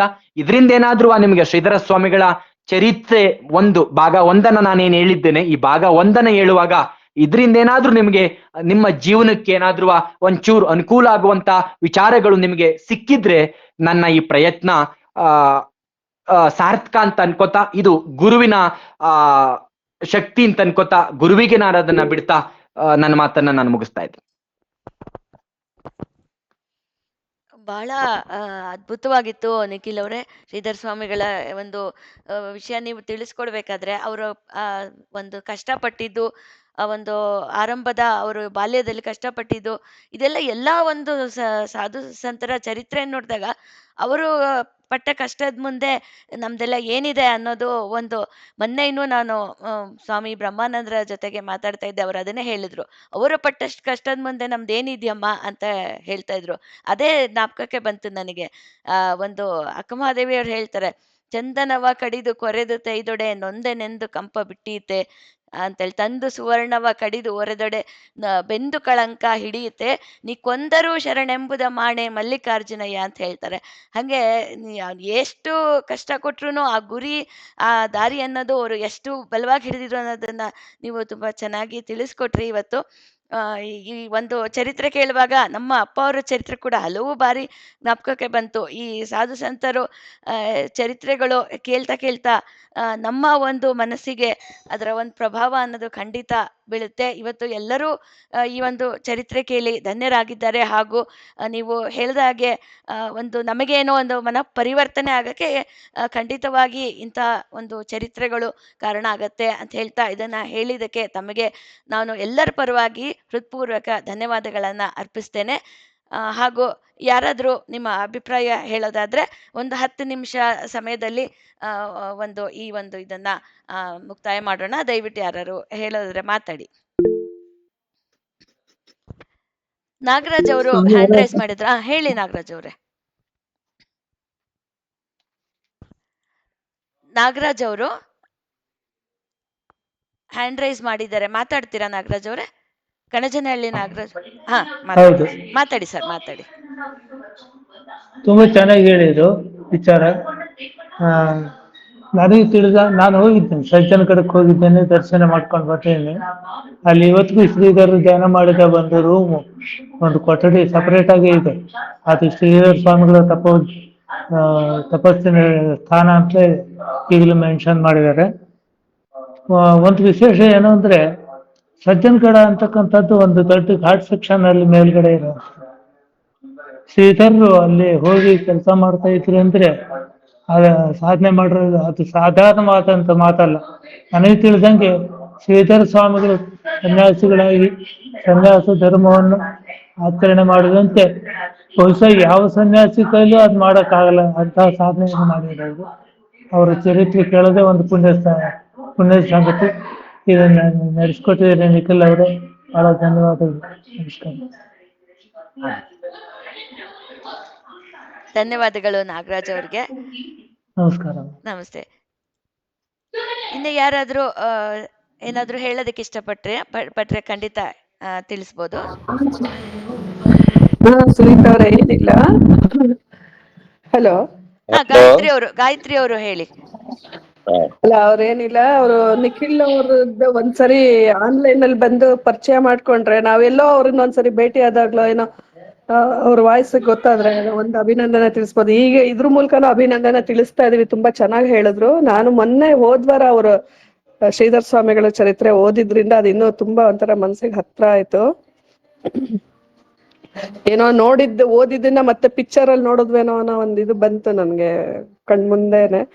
ಅದಕ್ಕೆ ಇವರು ನಿಖಿಲ್ ಅವ್ರದ್ದು ಒಂದ್ಸರಿ ಆನ್ಲೈನ್ ಅಲ್ಲಿ ಬಂದು ಅವ್ರ ಮುಖ ಒಂದು ತೋರ್ಸ್ಬಿಟ್ಟು ನಮಗೂ ಪರಿಚಯ ಮಾಡ್ಕೊಂಡ್ರೆ ತುಂಬಾ ಒಳ್ಳೇದು ಅಂತ ನನ್ನ ಅಭಿಪ್ರಾಯ. ಖಂಡಿತ. ನಿಖಿಲ್ ಅವರೇ, ಒಂಚೂರು ನೀವು ವಿಡಿಯೋ ಆನ್ ಮಾಡ್ಕೊಳ್ಳೋದಕ್ಕೆ ಸಾಧ್ಯ ಆಗತ್ತಾ? ಇನ್ನೊಂದಿನ ಮಾಡ್ಕೋತೀನಿ. ಆಗ್ಲಿ.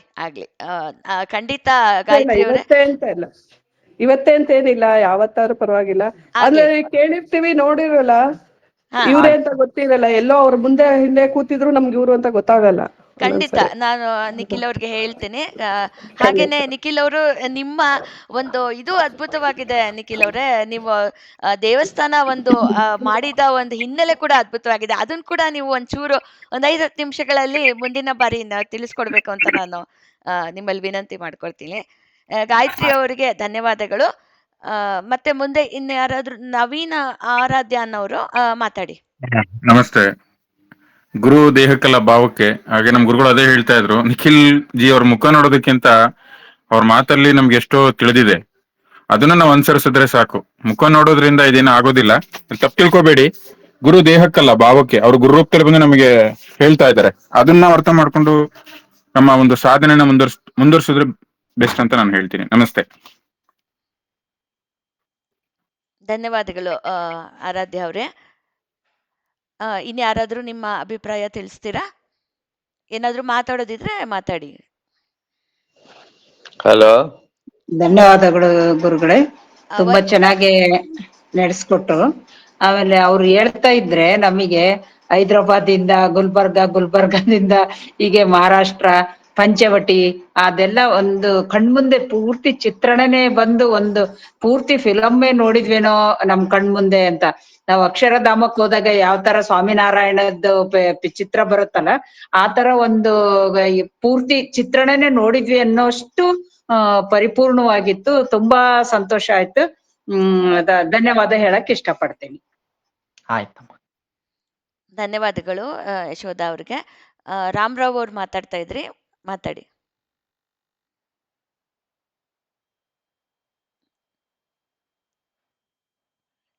ಇನ್ಯಾರಾದ್ರೂ ಮಾತಾಡ್ತೀರಾ?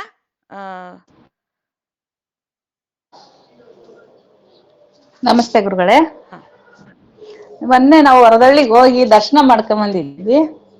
ಆ ದರ್ಶನ ಮಾಡ್ಕೊಂಬಂದಕ್ಕೆ ಇವತ್ತ ಕತೆ ಕೇಳಿದ್ಕು ಅದಕ್ಕೊಂದು ಅರ್ಥ, ಅದಕ್ಕೆ ಒಂದು ಪರಿಪೂರ್ಣ ಅರ್ಥ ಆಯ್ತು ನಮಗೆ. ಅಲ್ಲಿ ಹೋಗಿ ಹೆಂಗ ಸುಮ್ನೆ ಹೋಗಿ ದರ್ಶನ ಮಾಡ್ಕೊಂಡು ಆ ತೀರ್ಥ ತಗೊಂಡು ನಾವು ಬಂದಿದ್ವಿ. ಒಳ್ಳೆ ಮಂಗಳಾರತಿ ಟೈಮಿಗೆ ಹೋಗಿದ್ವಿ. ಇವತ್ತು ಅದಕ್ಕೆ ಸಾರ್ಥಕತೆ ಆಯ್ತು ಅಂತ ಅನಿಸ್ತಾ ಇತ್ತು ಸರ್. ಇನ್ನೂ ಇದೆ ಭಾಗ 2, ಇನ್ನೂ ಚೆನ್ನಾಗಿದೆ. ಶ್ರೀಧರ ಸ್ವಾಮಿಗಳು ಕರ್ನಾಟಕಕ್ಕೆ ಬರ್ತಾರೆ. ಕರ್ನಾಟಕಕ್ಕೆ ಬಂದ್ಮೇಲೆ ಒದ್ದಳ್ಳಿ ಅಂತ ನಾವೇನ್ ನೋಡ್ತೀವಿ ಈಗ, ಅದು ವ್ಯಾಸರು ಪ್ರತಿಷ್ಠಾಪನೆ ಮಾಡಿರುವಂತ ವಿಗ್ರಹ, ಜಗದಂಬೆ ವಿಗ್ರಹ. ಆ ತಾಯಿ ಏನ್ ಮಾಡ್ತಾಳೆ, ರಾಕ್ಷಸ ಒಬ್ಬನನ್ನ ತನ್ನ ಕಾಲಿಂದ ಒದಿತಾಳಂತೆ. ಅದಕ್ಕೆ ಅಲ್ಲಿ ಒದ್ದಳ್ಳಿ ಅಂತ ಹೆಸರು ಬಂತಂತೆ. ಅಲ್ಲಿ ವ್ಯಾಸ ಗುಹೆ ಎಲ್ಲ ಇದೆ, ತುಂಬಾ ಚೆನ್ನಾಗಿದೆ. ಅದನ್ನ ಶ್ರೀಧರ ಸ್ವಾಮಿಗಳು ಗಮನಿಸಿ ಅದನ್ನ ಜೀರ್ಣೋದ್ಧಾರ ಮಾಡಿ ಅಲ್ಲಿಯ ಧರ್ಮಧ್ವಜವನ್ನ ಸ್ಥಾಪನೆ ಮಾಡ್ತಾರೆ. ಅಲ್ಲಿಯ ನೆಲೆಸ್ತಾರೆ. ಅದು ಒಂದು ಚಿಕ್ಕದಾಗಿ ಒಂದು ಗುಡಿಸಲು ಸ್ಥಾಪನೆ ಆಗುತ್ತೆ ಮೊದಲಿಗೆ, ಅದಾದ್ಮೇಲೆ ಈಗ ಶ್ರೀಧರಾಶ್ರಮ ಪ್ರಾರಂಭ ಆಗುತ್ತೆ. ಅದ್ಭುತವಾಗಿದೆ ಮುಂದೆ. ಆಮೇಲೆ ಪವಾಡ, ಅವ್ರದ್ದು ಪವಾಡಗಳು ಅಂತ ನಾವ್ ಹೇಳಿಕ್ಕಾಗಲ್ಲ. ತಮ್ಮನ್ನ ನಂಬಿರ್ತಕ್ಕಂತ ಭಕ್ತರನ್ನ ಅವರು ಕಾಪಾಡುವಂಥದ್ದು ನಮ್ಗೆ ಪವಾಡ ರೀತಿಯಲ್ಲಿ ಕಾಣ್ಬೋದೇನೋ. ಲೀಲೆಗಳು ಅದ್ಭುತ. ಈಗಲೂ ಕೂಡ ಲಕ್ಷಾಂತರ ಭಕ್ತರಿದ್ದಾರೆ. ಜರ್ಮನಿಯಲ್ಲೂ ಕೂಡ ಅವರ ಆಶ್ರಮ ಇದೆ, ಜರ್ಮನಿಯಲ್ಲೂ ಕೂಡ.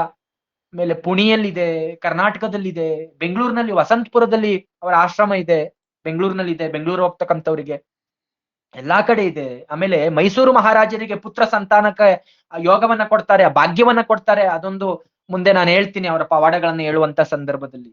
ಒಂದಲ್ಲ ಅದ್ಭುತಗಳು ಅವರದ್ದು, ಒಂದೊಂದಲ್ಲ ಅವರು. ಆ ತಾಯಿ ದರ್ಶನನು ಮಾಡ್ಕೊಂಬಂದ್ವಿ ಸರ್. ಅದು ವರದಳ್ಳಿ ಆ ತಾಯಿ ಒದ್ರ ಭಂಗಿನೂ ಸಹ ನಾವು ಆ ತಾಯಿ ದರ್ಶನ ಮಾಡ್ಕೊಂಬಂದ್ವಿ. ಧನ್ಯವಾದಗಳು ಚಂದ್ರಮ್ಮ ಅವರಿಗೆ. ಇದು ಸಮಯ ಆಗ್ತಾ ಇದೆ. ಈ ದಿನದ ಒಂದು ಸತ್ಸಂಗವನ್ನ ನಾವು ಒಂದು ಶಾಂತಿ ಮಂತ್ರದೊಂದಿಗೆ ಮುಕ್ತಾಯ ಮಾಡೋಣ.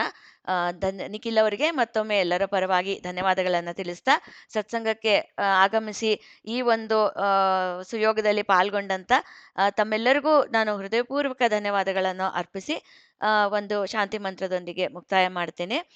ಸರ್ವೇ ಜನಾಃ ಸುಖಿನೋ ಭವಂತು, ಸರ್ವೇ ಸಂತು ನಿರಾಮಯಾಃ, ಸರ್ವೇ ಭದ್ರಾಣಿ ಪಶ್ಯಂತು, ಮಾ ಕಶ್ಚಿತ್ ದುಃಖಭಾಗ್ ಭವೇತ್.